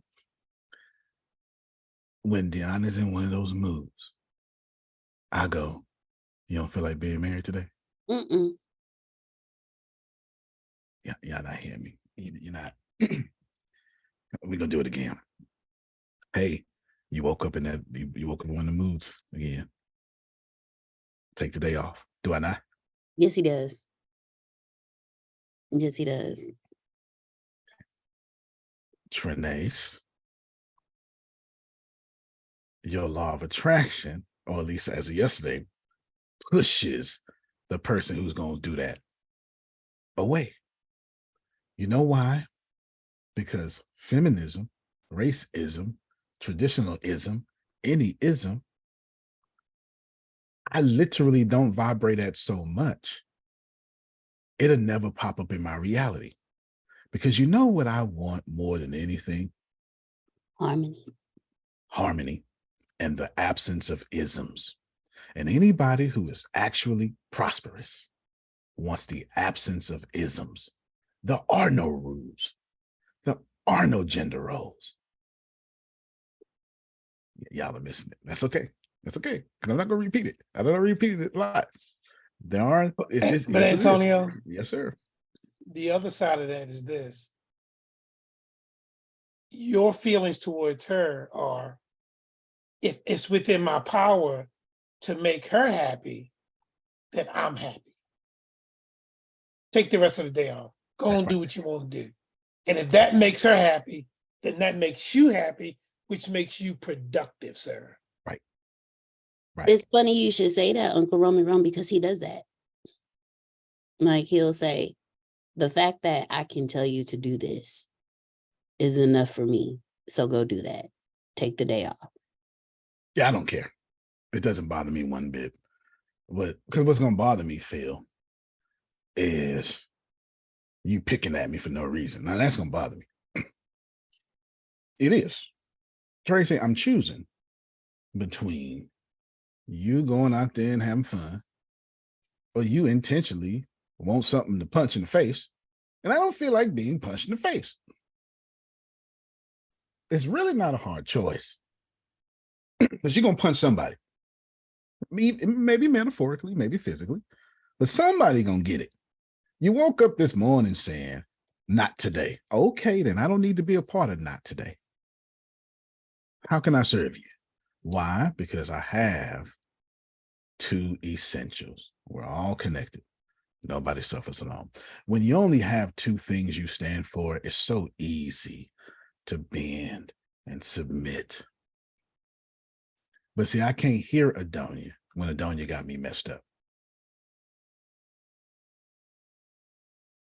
Yeah, I sure hope they hear me, Jerome. She can't have me messed up if I remember. This woman going off on me is God. And when I say we're all one, that's what I'm actually saying, that you are God, we are God. That's exactly what I'm saying, to be clear. I'm saying Janice is God. I did something with Janice this weekend, blah, blah, blah, whatever. Got to get it in. Phil and Susan have no idea, but Janice told me they had a meeting. So me and we worked well hard all week just for the meeting today to make sure Phil and Susan are happy. Like just for the day. So you write all these things down. Now, wait a minute, because that's not just the point I'm proving here. There's another point, Chef Jay, is Deanna's going to take these 3 books, since it's the only book she's going to do for the rest of her life, Tracy, it's for you. And she's going to travel the world doing one principle at a time. Remember I tell y'all that you got to show people how easy it is? The whole last 30 minutes of this conversation has been everything I wanted to teach you. I just showed it to you by using Trinace as a platform. You know how many keynotes you can get out of this?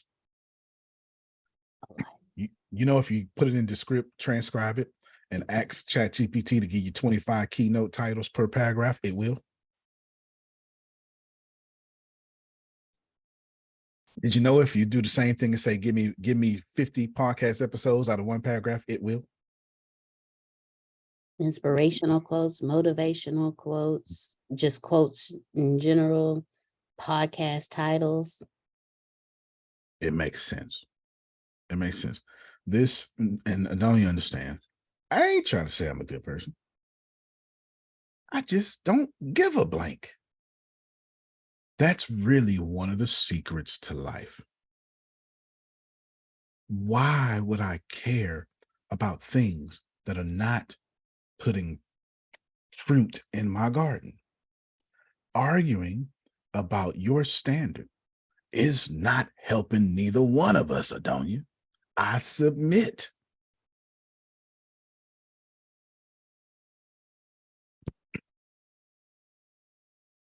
Adonia, I'm making some sense. Maybe, because you know, I'm making some sense.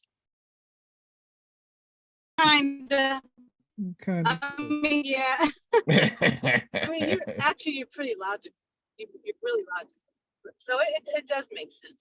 I'm a person that's not arguing. Well, I'll have a point, I'll make it, and then I just won't talk to you no more.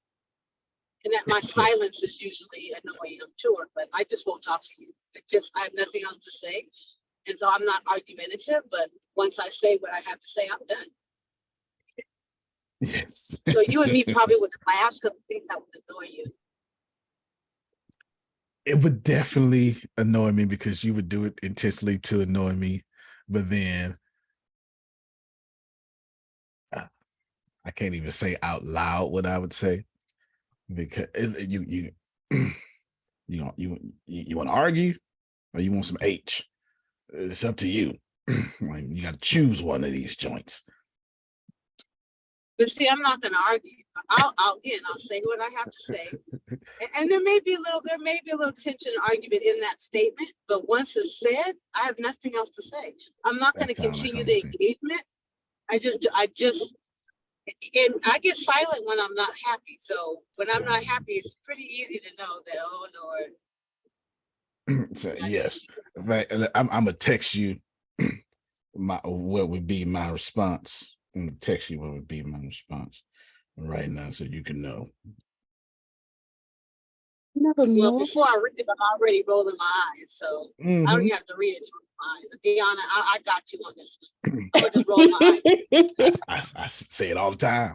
I was about to say, the more Miss Adonia talk, the more I'll be like, man, y'all are the same, child. Y'all are the same. Y'all are the same person. It just is a divine connection. Y'all the same person.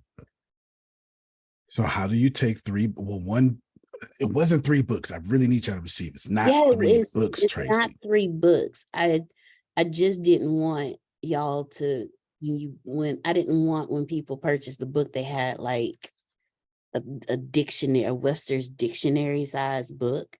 You know, Antonio don't mind. Y'all gonna get this dictionary. You Like, understand? so nobody wanna, like, if you get a book this size, depending on who you are and what step in your journey you're in, if you're a seeker, a believer, a worker, or a disciple, getting a book that big, it's kind of like it's depleting. It's like, oh, that's a lot. I'm gonna wait. Like, you'll never pick up the book. But if you get it in sections and you're like, okay, I can. It took me a lot to get to this point. Now let me just take bite-sized pieces and grow from there. There's a line in a song that I absolutely love called Jericho. And she says, I want to make Iniko, and she says that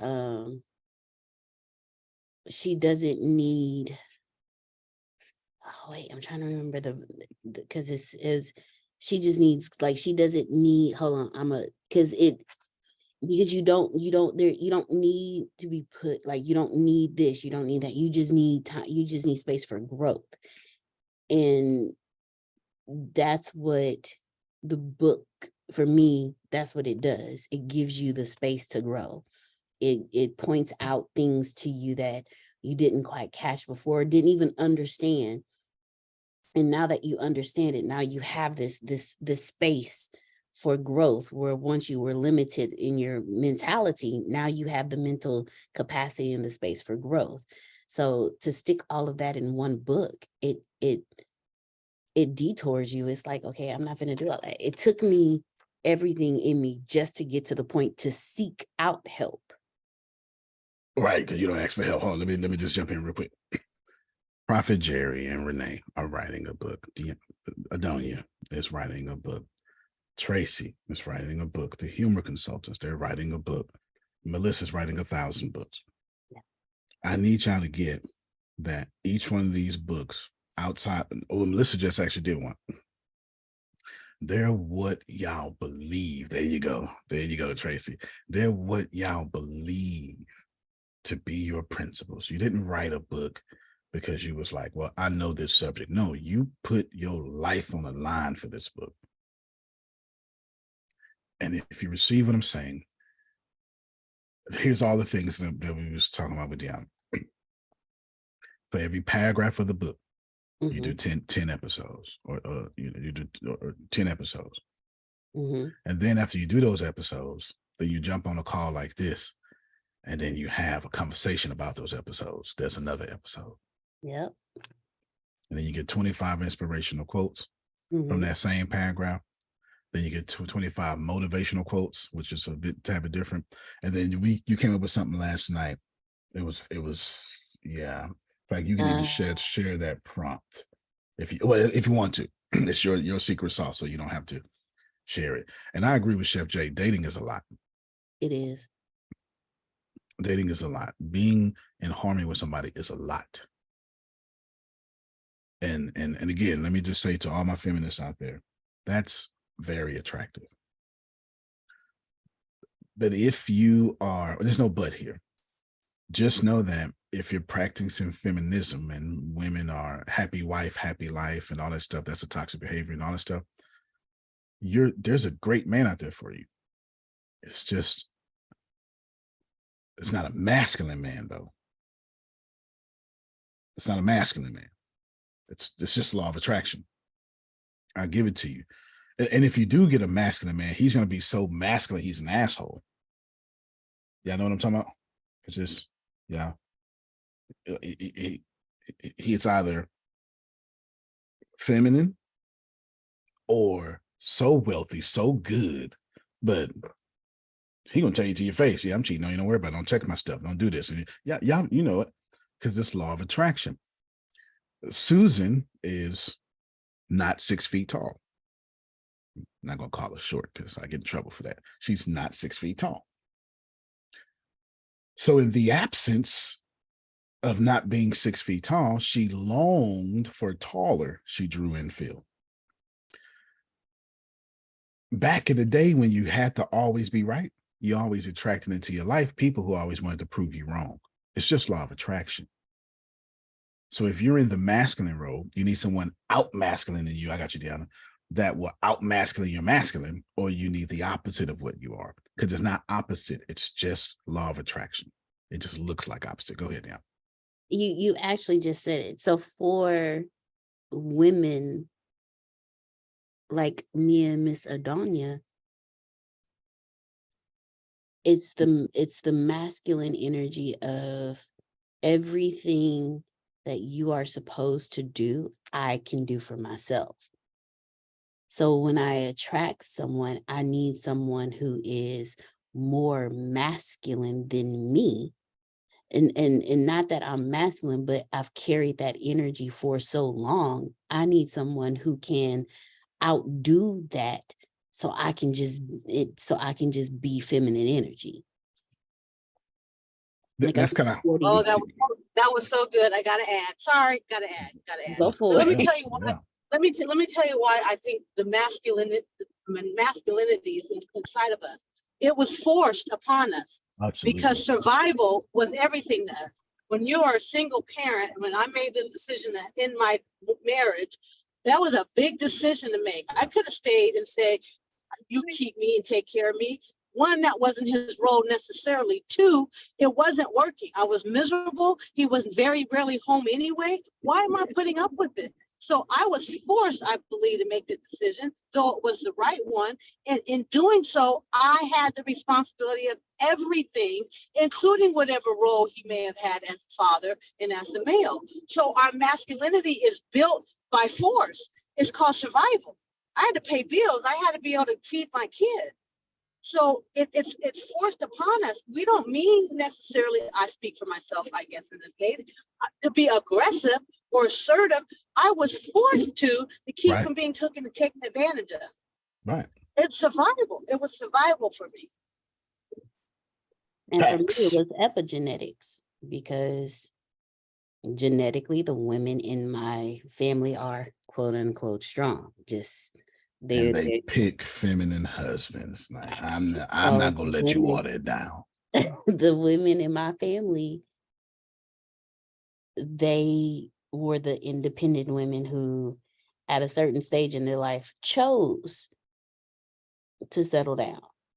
But the men that they settled, well, they're men. They're men. There's nothing wrong with a yeah. feminine man. I'm not drawing a distinction. I'm saying that if you're going to be in a masculine role, then you need the feminine role. Even two lesbians do this. One is in the masculine role, what we traditionally call masculine. One is in the femme role.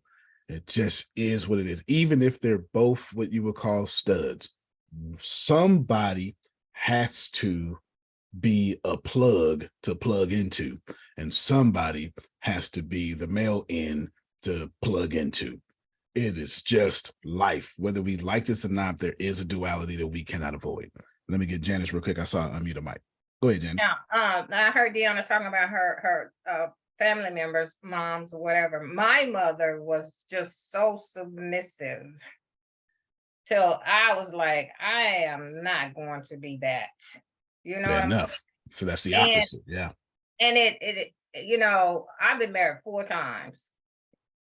Dating somebody now, and I'm not sure where it's going, because if he does not know more than I know, it's just going to be hard for him to lead me or to really tell me what to do, how to do it, or whatever. Like Adonia said, you know, I had to raise 2 sons on my own. You know, so I had to take on that role of taking care of them and trying to be the male in their life, and which you can't teach a boy how to be a man. That's not a woman's role. But I had to do all of that. You know what I'm saying? And then if this guy gonna come in my life and he can't take up and relieve me of all the slack and everything, and then just want to tell me what to do, I'm not hearing that. You're gonna either be able to handle your responsibilities. I mean, all of it. That was good. That was or good. none of it. That was good. I don't know if you gotta empowerment fist up from Deanna. She said, if you're not gonna release some slack, but try to tell me what to do, that just ain't gonna work. I don't think nobody disagree with that. Just say she has something to say. Okay, go ahead, Chef Jay. Hashtag, we need to get a t-shirt with that on there. I'm just saying. I know that's right. So with what everybody said, so I'm just gonna go. I just have a question. Yeah, and this is going back to what you said earlier, DM. Why can't we just be there? Why can't we just do our jobs, like in our relationship? Why can't we just focus on us? Like, why in a relationship the man got to worry about what the woman's supposed to do, and the woman got to worry about the man? Why we just can't do our job so we can become equally yoked? Like, why is it so hard for us to do that?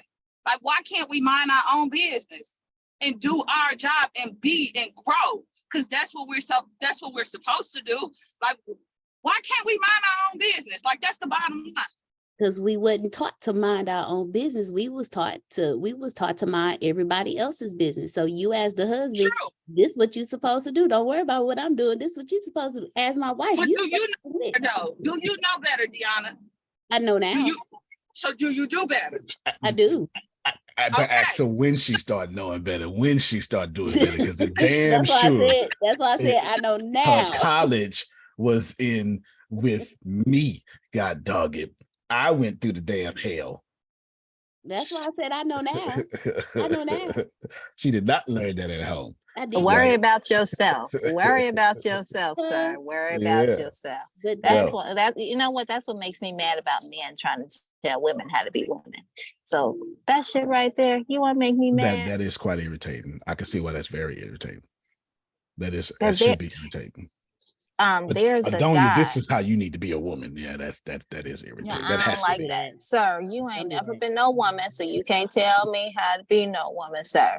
You ain't you ain't pushed no child out your birth Can't take one menstrual cycle, not one. We'll fold up like a days, but we do the same thing to men too, because we try to tell them how to be romantic. But it's just like, if we submit to the man is gonna love us. And they're gonna love us the way we want to be loved, but we don't want to submit because we all out here not doing our own job. That's the problem. Okay. I got two responses. No, go ahead. Chef Jay got a point.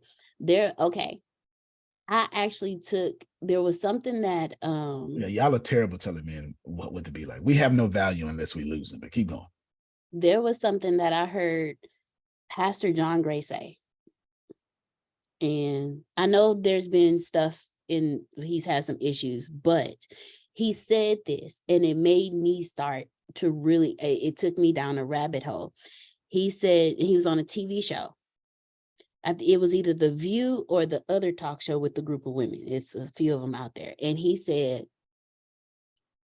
the Bible says a man that finds a wife finds a good thing. And then he broke it down. He said, not a man that finds a woman and thinks she's attractive and then makes her a girlfriend and then makes her his fiance and then makes her his wife. A man that finds a wife finds a good thing. And I was like, okay, I get that. But what does that look like? Because I did not know. Like, all of the examples that I had around me were tainted in some shape, form, or fashion. My mom and dad were divorced. My mom's mom was on her second marriage. My dad's parents weren't exactly, the shining example of a couple. She's never seen a healthy relationship in her life. Yeah. Period. Keep going. And the one healthy relationship I did see ended because the husband died. And it wasn't even a relationship within my family. So I was like, okay, so what is a wife? And it took me to Proverbs 31, because you always hear the Proverbs 31 woman. And I researched it and I read it and I took notes. And when and this is what Chef Jay is saying, when you know who you are supposed to, like, what is a wife? Because over the years, through epigenetics, through teachings, through traditions, we're taught certain things. So whatever I knew as a wife is what my mother was taught and what her mother was taught and what her mother was taught. Somewhere along that line, something each person's perception was taught to the next person, either directly or indirectly. So we have to learn within ourselves, okay, what is a woman? What is a wife? And when we figure that out, it's easy for us to, like Chef Jay said, it's easy for and Trinace to mind our own business, because we understand that. And that's why you heard me say earlier, it was going along with something somebody else said, I can't remember, but it's his responsibility. Oh, it was Trinace. Trinace was saying, at the end of the day, whether you make a good decision or a bad decision, we're going to have a conversation, but whether you make a good decision or a bad decision, it falls on you.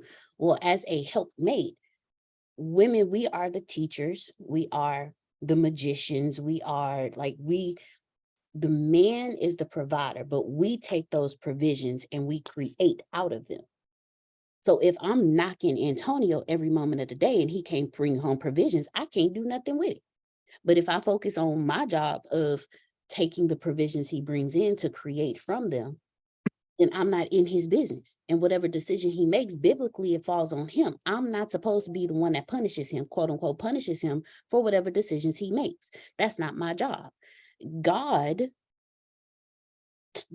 he reports to God, I report to him. So if he make decisions that hurt us or help us, that's on him. If I decide that I'm going to hound him, I see you, Chef Jay. I don't forget you. So so Chef Jay, I literally had to, and then once I figured that out, then I had to go through and retrain myself, which took up until this year still. That's going to come up. I wrote down some stuff I'm going to say. That's going to come up. So get ready to come back to that. Keep going. Okay, which took until this, I had to retrain from the epigenetics to the indirect learned traits to the directly learned traits. I had to retrain myself, and still to this day working through that to eliminate those things, because like you said, Chef Jay, if I mind my business and focus on me, and as Miss Trinace wonderfully put in chat, worry about myself, I make life easier on him. But if I'm so focused on dragging him through the mud, and if I'm so focusing on what he not doing right, that's not on him, that's on me. And I'm making it harder for him, which makes it harder for him to provide for the household. So when we learn who we are, not who we're supposed to be, but who we are as women, as souls. Thank you. As souls, if we focus on learning who we are as souls, it makes any relationship better. From the relationship with the children, because you're not living in the epigenetics, you're not living in the taught behaviors, you're living in the behavior of what your soul says, excuse me, of who you're meant to be. And that relieves it relieves the stress of, well, you're not doing it right, I'm not going to listen to you, I'm not going to focus on you, I'm not going to do this, it relieves all of that. Because if you only worry about yourself and worry about your soul healing, it'll naturally flow out to everybody else around you. Big facts. Let me get Chef Jay, and then I'm going to stop the conversation right there, and I'm going to tell you the stuff I've written down, and we get out of here pretty decent time. Go ahead, Chef Jay. You take your time. I'm not in, you don't have to rush. Okay. And this will go off. It's going to go off topic, but it's all going to come back to topic. Cool. So, and there's a few questions, because I'm a listener, but I am an observer. Fair enough. And before I get this out, I'm not the brightest crayon in the box, but I color. Okay. So with that being said, I've been on this call for like a few months, and Antonio has been doing this call for a very long time, from what I hear. And a lot of you have been on here a long time. You know what I'm saying? And this is my question. From like when the call started, you know what I'm saying? It's just something to think about. From when the call first started, when he first started doing this, have y'all seen any changes? Like, or are y'all still having to relearn the same thing? And this is why I asked this, because these calls have been amazing. You know what I'm saying? Antonio, you do a real great job. I appreciate it. But a lot of things we talk about connects to each other. And I just don't know if anybody realized that. So a lot of things that we discuss and that we are going through, we have the answers because we already discussed it, and we discussed it over and over, but in just a different way. So it's just like even what the discussion that we're having now, like it all starts with self-love. Like it all starts with what we've been talking about. Like it all starts with you. Like you are the answer. So like, and I've been doing the work. You know what I'm saying? Like I've been doing the work. I'm the type of person like, I'm gonna try it. If you say that it's guaranteed to give me good results, what can I lose by trying it? You know what I'm saying? Right. So I'm trying this self-love thing. I'm trying God. Like, and I told God, you know what? I'm gonna give you a try. Because I've been doing this by myself for a long time. So you know what? I'm gonna give you a chance. I'm gonna see what you're about. And this is me being realistic. This is me and God. Like that's our relationship. That's good. So it's just like we have the answers. Like, so my thing is like, and I go a little bit further because I like to challenge God. Like, I don't like to ask him for petty. I want to challenge you. You say I can, let me challenge you. So my question is to everybody is like, and I'm not being a dick or anything. It's just a question. Take your time. Y'all been on this call for 3 years. We are supposed to evolve. So it's just like, and like you said, Deanna, we're teachers. When are you going to become the teacher? Because we have to start teaching. It's our job to teach the next generation. So if all of us, you know, are on here, like who are we teaching? Because we're still getting learning. You get what I'm saying? Does that make sense? Or am I tripping? Yeah. No. You're saying Okay. somebody had to say something at some point. You know, yeah. I'm just saying because like I love these calls, y'all. Like, and I'm learning a lot. Like, I'm exploding, if that makes sense. Because I'm like, damn, like I really used to think this way, or like I never knew this perspective. Y'all give me so many great perspectives because I don't see y'all perspective. I only think my side. That's why so many of us here. So you know what I'm saying? It's a million ways to skin a cat. So y'all help me skin the cat. So it's just like, I was just sitting on the call thinking like, so like, we all know better, we say like, so what is the next step? Yeah. Like, how do we help retrain other people's mind? Or, you know what I'm saying? Or when are we going to know better so we can do better? Because the world is going to evolve regardless. Like racism, it's been here, but like, yeah, we got new problems. You get what I'm saying? Like we've been talking about ChatGPT, like I've learned it's coming.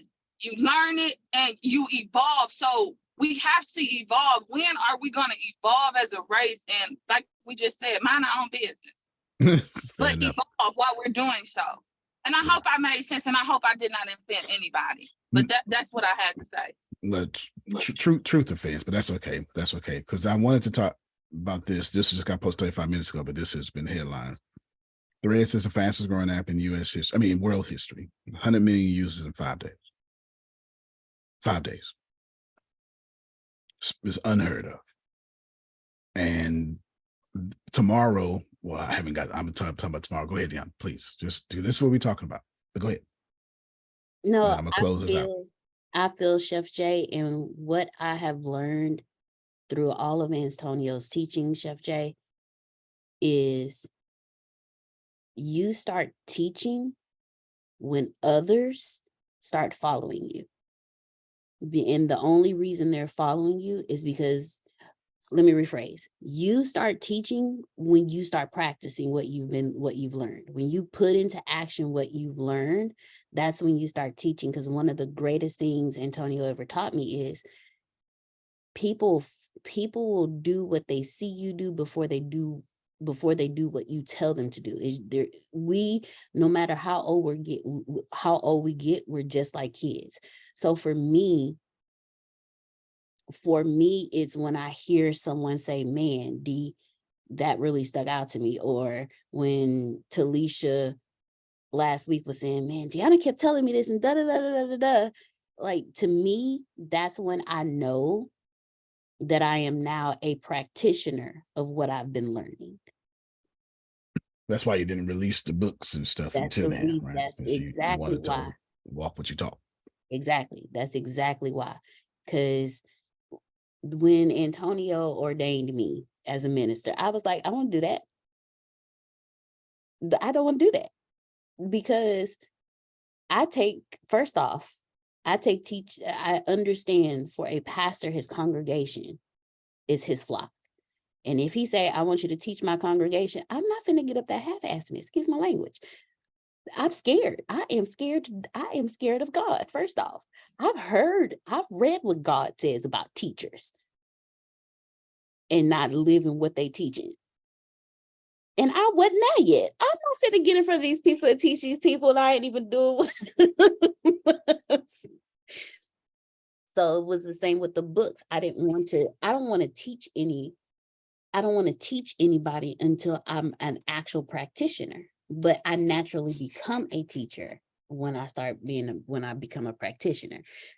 So that's it I can't speak for everybody else, Chef Jay, but for me, practicing, when I show love to Jerome, that's me being a practitioner of what Antonio taught me, because I can't love Jerome until I love myself. And when Jerome knows that that is genuine love, the things that I do will affect him. That's when I know I've moved from a student role to when I've moved from a worker to a disciple, because I'm practicing what I've been taught. That makes sense. Let me jump in real quick so we can end the call and get you out to the meeting you got next. Before I say what I got to say, there's three. I just want to address what Chef Jay said, because it was all brilliant.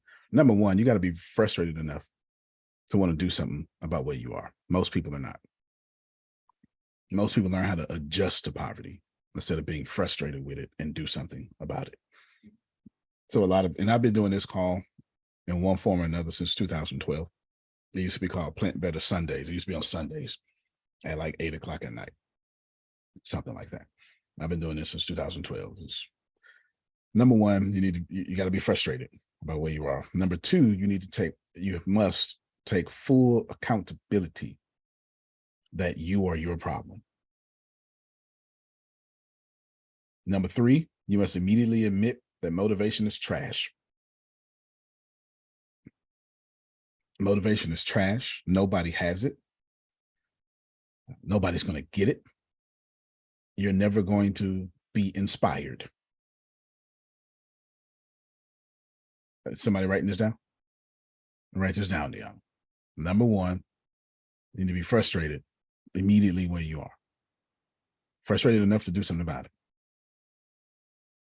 I forgot what I said. Number two, it was going from the top of my head. Number two, frustrated where you are. Number two, you need to take full accountability. Thank you so much. You take full accountability that every single thing that you have done in your life and have in your life is completely flowing through you. Not the white man, not the brown man, not the purple man, not the beige man, not the woman, not your dad. Bam. Number three, motivation is trash. And you just need to perceive that. You're never going to be motivated. You're just never, ever, ever, ever, ever, ever, ever, ever, ever going to be motivated. I would tell you what motivation, air quotes, comes from in number 5. Since you know that, number 3, you're never, ever going to be motivated, then number 4, you need to absolutely figure out what sets your blood on fire.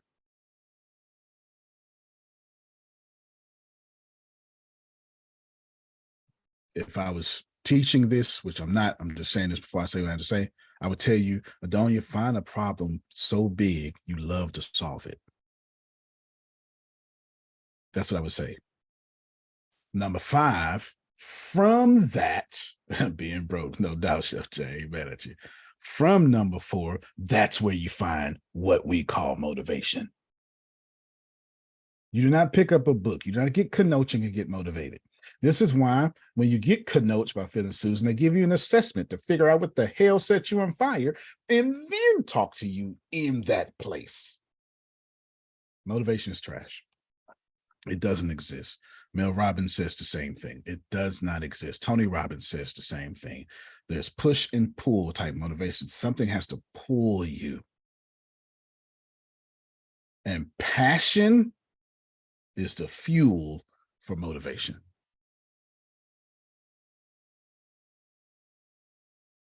Is that number 6? I have no idea. I just said it. You put it however you want to put it. It ain't something I've ever actually put in the list before. It was just me responding to Chef J, and I was using my memory files to get it. So I'm done with that. She's right. If you haven't changed, you're just not frustrated enough to do something about it. And if you are, then you haven't crossed number 2 yet. And then cross number 3. I told Trinace yesterday, I was like, look, your job is to experience life. Life is real easy. Did it work? Yes. Repeat, Janice. Did it not work? No. Stop immediately. What do you do? Like, if you repeat, analyze why it worked. If you stop, analyze why it did not. Such is life. If I can get y'all to stop trying to be motivated, it's not possible, because the only motivation on this planet, Chef J, comes from Chef J. Motivation is future success for you, remembering how you got there, and present you is now inspired by the memory of another you folded on a different timeline. Motivation can only come from a version of you that did it already. So for me to try to motivate you, I'm a pimp peddling products. No, this is no. Motivation must come from future Janice, who already launched her website, from future Adonia, who already made her job her first client. It has to come from there. But if you're not still and vibrate at future Adonia, you ain't gonna never be motivated. You're gonna be what we call distracted. This is why prayer and meditation are so important. Now, let me give you the things I want to say. Deanna, I'm going to try to do this very rapidly. Deanna, I want you to please tell them, because we have fun. Me and Deanna, she has learned how to have conversations with me. It's like so hard. And it was so hard. Why was talking so hard? That wasn't part of my conversation, but I think you're going to help somebody. So for me,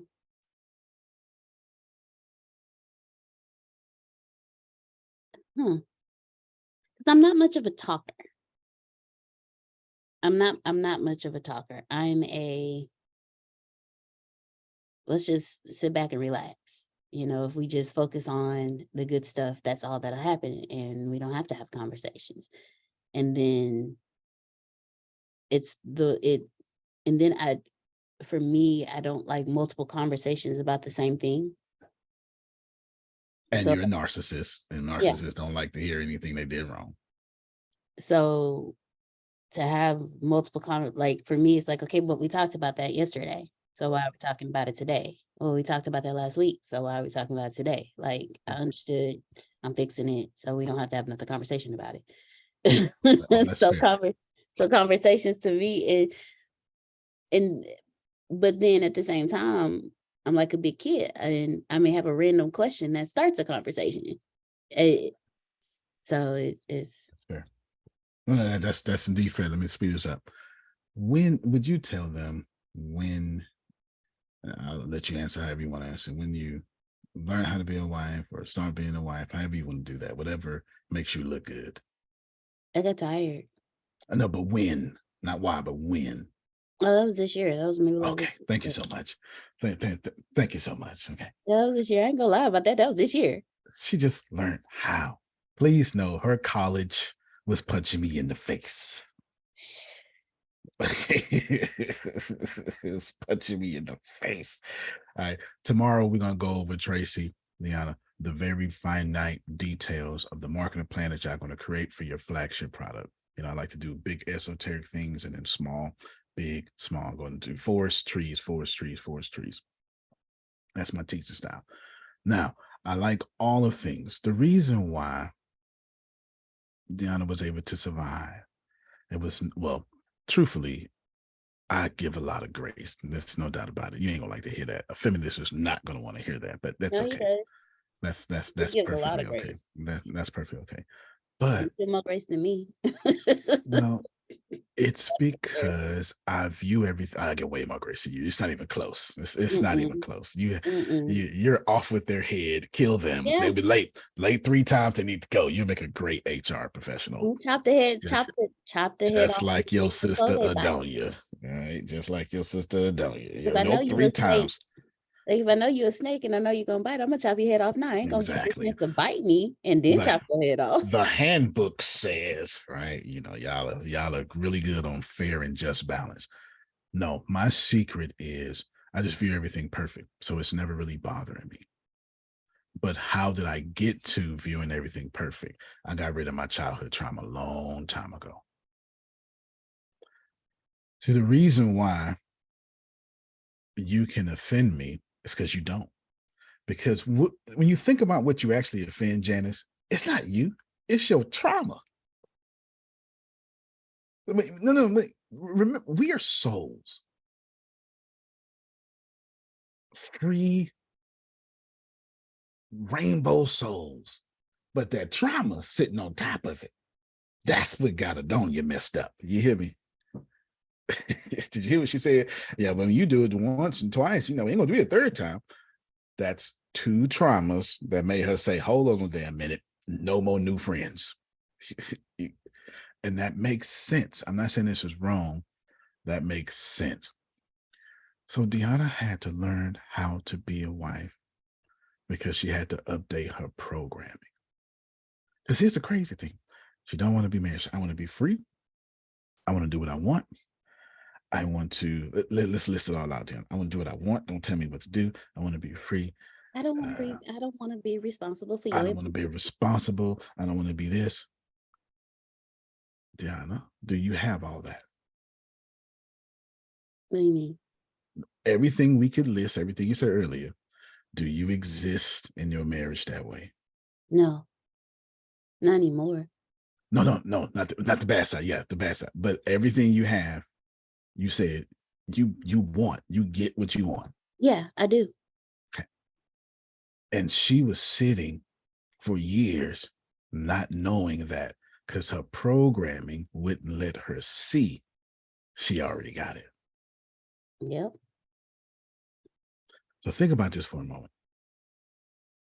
How many of us have programming that isn't letting us see our blessings while sitting in it, bathing in it, holding on to it? Right? Jerome got his hand up, right? You get what I'm saying? Like that's that thing. So one day, Adonia, I was like, well, you know, you got all that, right? And I watched it. I watched like the little, you know, the little glass fall from my eye. She was like, oh yeah. And what happened over time, her timing, it ended up changing her programming. It had nothing to do with me. I told my dad the same thing. It had nothing to do with me. Because if I tried to, Jerome, she'd have just dug in deeper. You hear me? She'd have been a whole Trump supporter. She'd have dug in that joint, stormed the Capitol. You know, that's what she would say. Go ahead, Phil. Well, your trauma resides in your mind. Right. And if you keep it there, it'll move to your body. If you keep it there, it'll move to your soul. Ooh.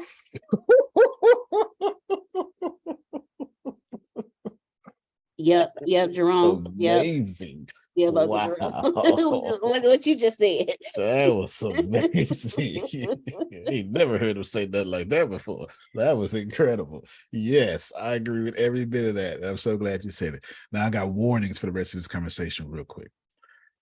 Deanna says Pastor John Gray, Proverbs 31. Listen, I'm sorry. Time out. Everything I say, hence everything I said before was objective, was based in, universal law. The rest of this is my programming that you should not listen to. Just throw it out. But if it works for you, so be it. But know, in some circles, thou or thine shall be stoned to death. This is not okay, what I'm getting ready to say. It's nothing about it is okay. Only if you receive, there is no good, there is no bad, can you receive me. At the very least, Antonio, I mean you really, is try to hear me past your childhood trauma, because I'm about to go against the grain in an incredible way. And I made sure I wrote it down. Number one, Deanna, listen to Pastor John Gray saying, you know, me find a wife, find a good thing. I have a major problem with that. Because for one, how do you even become a wife? And that was our argument. Well, you got to become a wife to find a wife. But I have a problem with that because what it does is it enforces this idea that women should sit around being wives. I don't like that.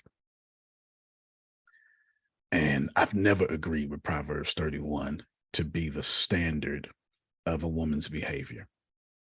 Never. I am not saying the Bible is not infallible. I'm saying that there's no Proverbs 32 for men. Antonio. Come on, talk to me, Susan. Well, another thing about that I'm trying to get you to watch is kind of about this. Oh, okay. I promise I'm gonna watch it today. I promise I'm gonna watch it today. I got time too. It builds on it, but you'll see. So that's why you recommended it to me, then, because you know I'm gonna like it. I got you. Okay. Yeah, I promise I'm gonna watch it today. You know, you talk about the roaring 20s and then the depression, and then after that, and then, you know, like my mom's generation, women were still not working, still at home. Yeah. So I saw that, but yet, you know, it was progressing at that point. You know, yeah. I was just starting to get jobs. Yeah. I went to college in 73. And Ooh, you went to college in 73? That was a tough time to go to college as a woman. Oh, wow. I mean, I strutted right along. People would laugh at me because I'd be carrying a stack of books, walking all the way. And one guy waited outside of the classroom like the first week, saw me, and he said, what's your hurry, little one? And then from there, he was from Boston, and, you know, and I just like his name, they named him Boston there. And so he was really cool, you know? Yeah. But anyway, I wanted to major in business. That was different, and it was hard, and it was challenging, but that's what I wanted to do. I didn't want that other fluffy stuff. I kind of had thought about social work, but I'm like, no, you know, there's no money there, first of all. No. I can help people in the business world better because I already had that. Yeah, you probably would have been a parole officer or something. Yeah. So exactly what you're saying. Yes. And you know, that's when it started. I mean, there were exceptions to the rules. And there was a whole thing with Jackie Kennedy. Matter of fact, yesterday, and she really, she liked Kennedy, John F. Kennedy. She liked him, but she really cared more about what she wanted to do. She was out doing photography, taking pictures, making money, and she liked doing that. So when she got married and was first lady and standing there all proper, it wasn't really her. It wasn't what she wanted. Yeah, and it's hard to do something you're supposed to do when you don't do it the way you want to do. Because she wasn't doing that. And that's what happens to a lot of women. They get married and then they stop. And it happened to Jackie Kennedy. Fair enough. You'll see in this show you're going to see. I'm definitely going to watch it right after y'all meeting. I'm gonna watch it. I'm gonna watch it for sure. Right after y'all meeting, we're gonna sit down and watch it. It still happens today, but not as much. Not as much. I mean, finally, women are. But that's why the feminist movement was incredible. It was much needed. Y'all would still be, I don't know what y'all would be, but it would be terrible. You probably wouldn't even have a license. You wouldn't even be able to vote. You know, so yeah. No, it would be terrible. No, it's a great thing. And a woman who thinks for herself is the most attractive thing on the planet. You know, that's an attractive thing. I'm careful. Proverbs what? Proverbs what? Proverbs 31. Proverbs 31. It's the whole thing about this is how you be a wife. But see, we don't have that for how to be a husband, right, Jerome? We don't have that. Which now leads me to need to create that here. Exactly. You ain't lying, Susan. Men still need to learn. We gonna learn today. Exactly. We need to learn more than anybody. That Phil has a great point when he says that a woman can have sex 365 times. I mean, you know, every day with 365 men, have one baby. But a man can have sex 365 women and have 365 babies. We got birth control on the wrong gender. That's Phil's argument. It is sound.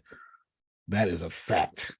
So you probably want to train the man out here populating the planet to be a husband so we can stop doing stuff like that. But, you know, whatever. Which leads me to the inflammatory things that I'm going to say. I don't govern myself as a man or a husband by the Bible. I don't. There are some great things in it, but I believe in special revelation. So the Bible is revelation, infallible, perfect, without flaw. But what's the point of Jesus, Jerome, if I'm always running to the Bible? If I never run to the words, the deeds, and the actions of Jesus? So this is what I have a problem with. Now, while I am spitting facts, and this is very conservative, I'm still going to get stoned to death. I try to govern my husbandship, my manship, as what I think Jesus would do. So I don't really, and while she's working on that book and stuff, and I'm gonna support it, I don't want her to be some wife based off a patriarchy society.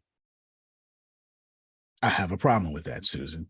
It just is what it is. I do. I remember I warned y'all I'm gonna say too much. I really did.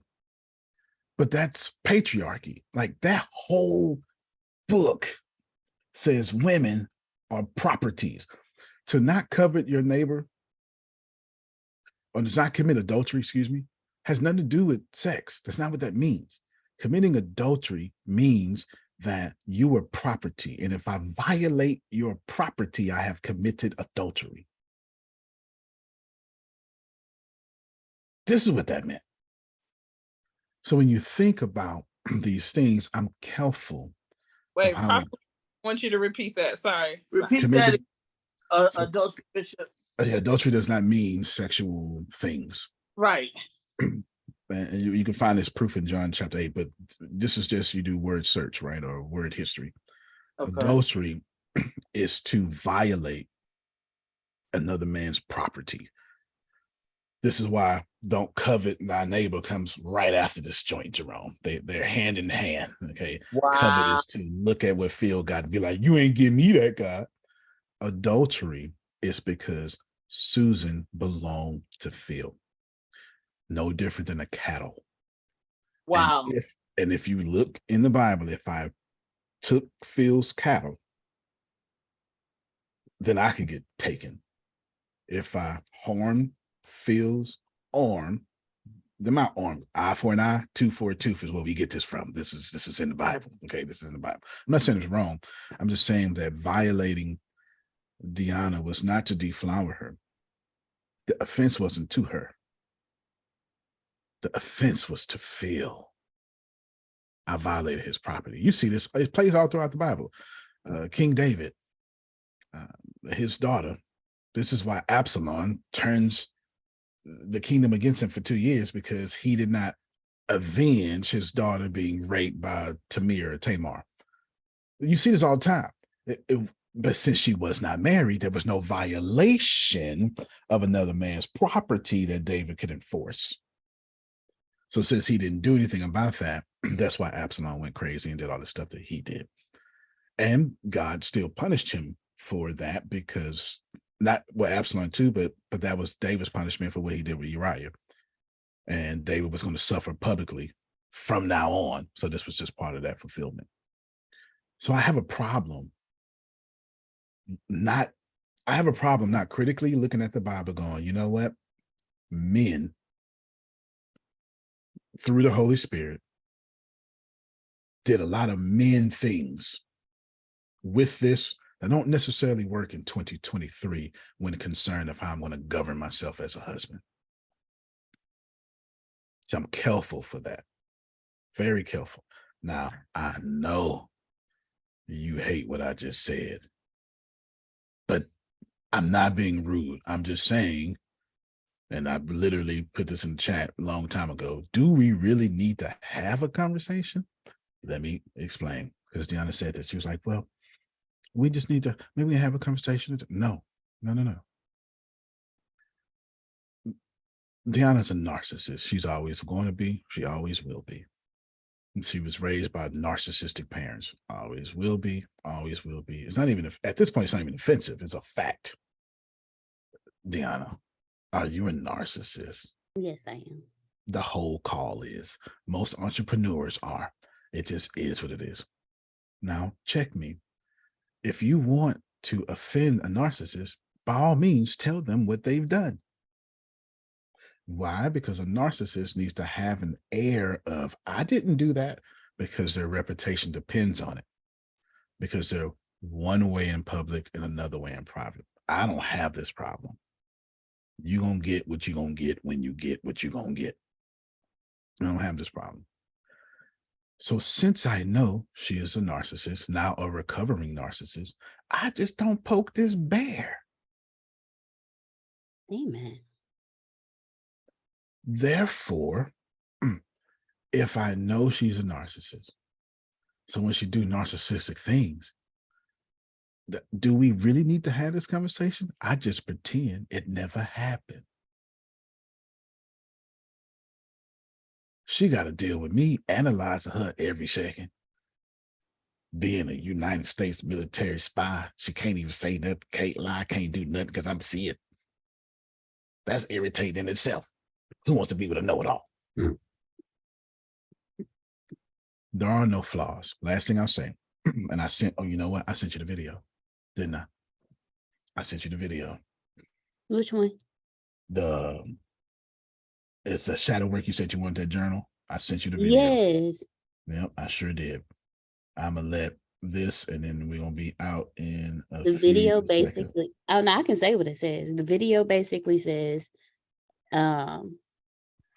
like if if you have an issue in your relationship, it's not an issue in your relationship, it's something rooted in you that you haven't worked through. So if you have, so let's say I got you right here. Okay. I got you right here. Then you can. I'm trying to rush to a close. Biggest complaint about your partner reveals your deepest emotional need, not their biggest flaw. Your biggest complaint about your partner does not reveal their flaw. It actually reveals your deepest emotional need. So I just stopped complaining, because I said this before, and this is how we end. When I changed my perception and opinion, it didn't bother me no more. That's just what it is. Now, childhood trauma say, you never run over me. You never ran over me. I choose not to pay attention to this. The other day I said, now you know you did it all by yourself, right? Did I not? You did it all by yourself. Look at this multitasking right now. Stop multitasking for a second so I can close it out. You muted. Sorry, it gave me a journal prompt. Sorry. Oh, okay, I got you. Good. You're gonna do it by yourself, but you're not gonna be by yourself. So if Janice want to go to the left by yourself. No, you out there. You want to come back? I'll still be here, and that's the way it should be. Take all this information, 30 seconds, 60 seconds, and write all these principles down, because the book that's going to change your life and everybody else's life is the book you're going to struggle with and learn how to ascend past. I promise you, every single thing that bothers you, all those things, good or bad, you can make that a book. They got me messed up. Blah, blah, blah. So you write a book called No Longer Being a Doormat in Marriage. And I promise you that's going viral. The truth is, my friends, however you shed light is what God is trying to bless. If you really want to be successful easily, God is trying to bless that. Okay. So that's it. That I'm going to miss you feeling, Susan, but call me first. Or come to me first. And one thing to say that I want you to add, because I looked over everything like you asked me to, and it's far better than what all three of you can even imagine. It's far better. And I'll explain, because you think Susan, she sent a bunch of emails, and we can work the Lord's blessings out of all of them, but it's going to be a lot though. But you'll see. Easy, but also a lot. So maybe it'd be books instead of courses. Who knows? That's it for me. Try to be happy. Chef Jay, I agree with everything you said. Phil, would you tell us what we're doing tonight and what we're studying? Tonight, Marianne Williamson and the Politics of Love. We find it's an unfinished task, and then it's time to pay up. Those are two chapters we're going to talk about. And then, of course, we have wins and challenges after that. Okay. There you go. Wins and challenges. And Antonio, I sent you a messenger, and I think I emailed it to you about 25 top technology trends shaping 2023. Mm-hmm. Dan's a good friend of mine. Oh, nice. But I thought me reading, I didn't understand half the stuff that's in there, so I thought you'd enjoy it. Okay, I'll definitely check it out. I got it flagged. I started. Y'all have fun. Y'all have a good one. Chef Jay, keep your fire, because it all works. Harmony of all things, but you got to pick your version of harmony. Trust me. Diana get on my nerves, but she'll never know it. You understand? Now I know I get on her nerves because I do it intentionally. It just is what it is. I like it. Really? I get a rise out of it. Why? Because I gotta get it out somehow.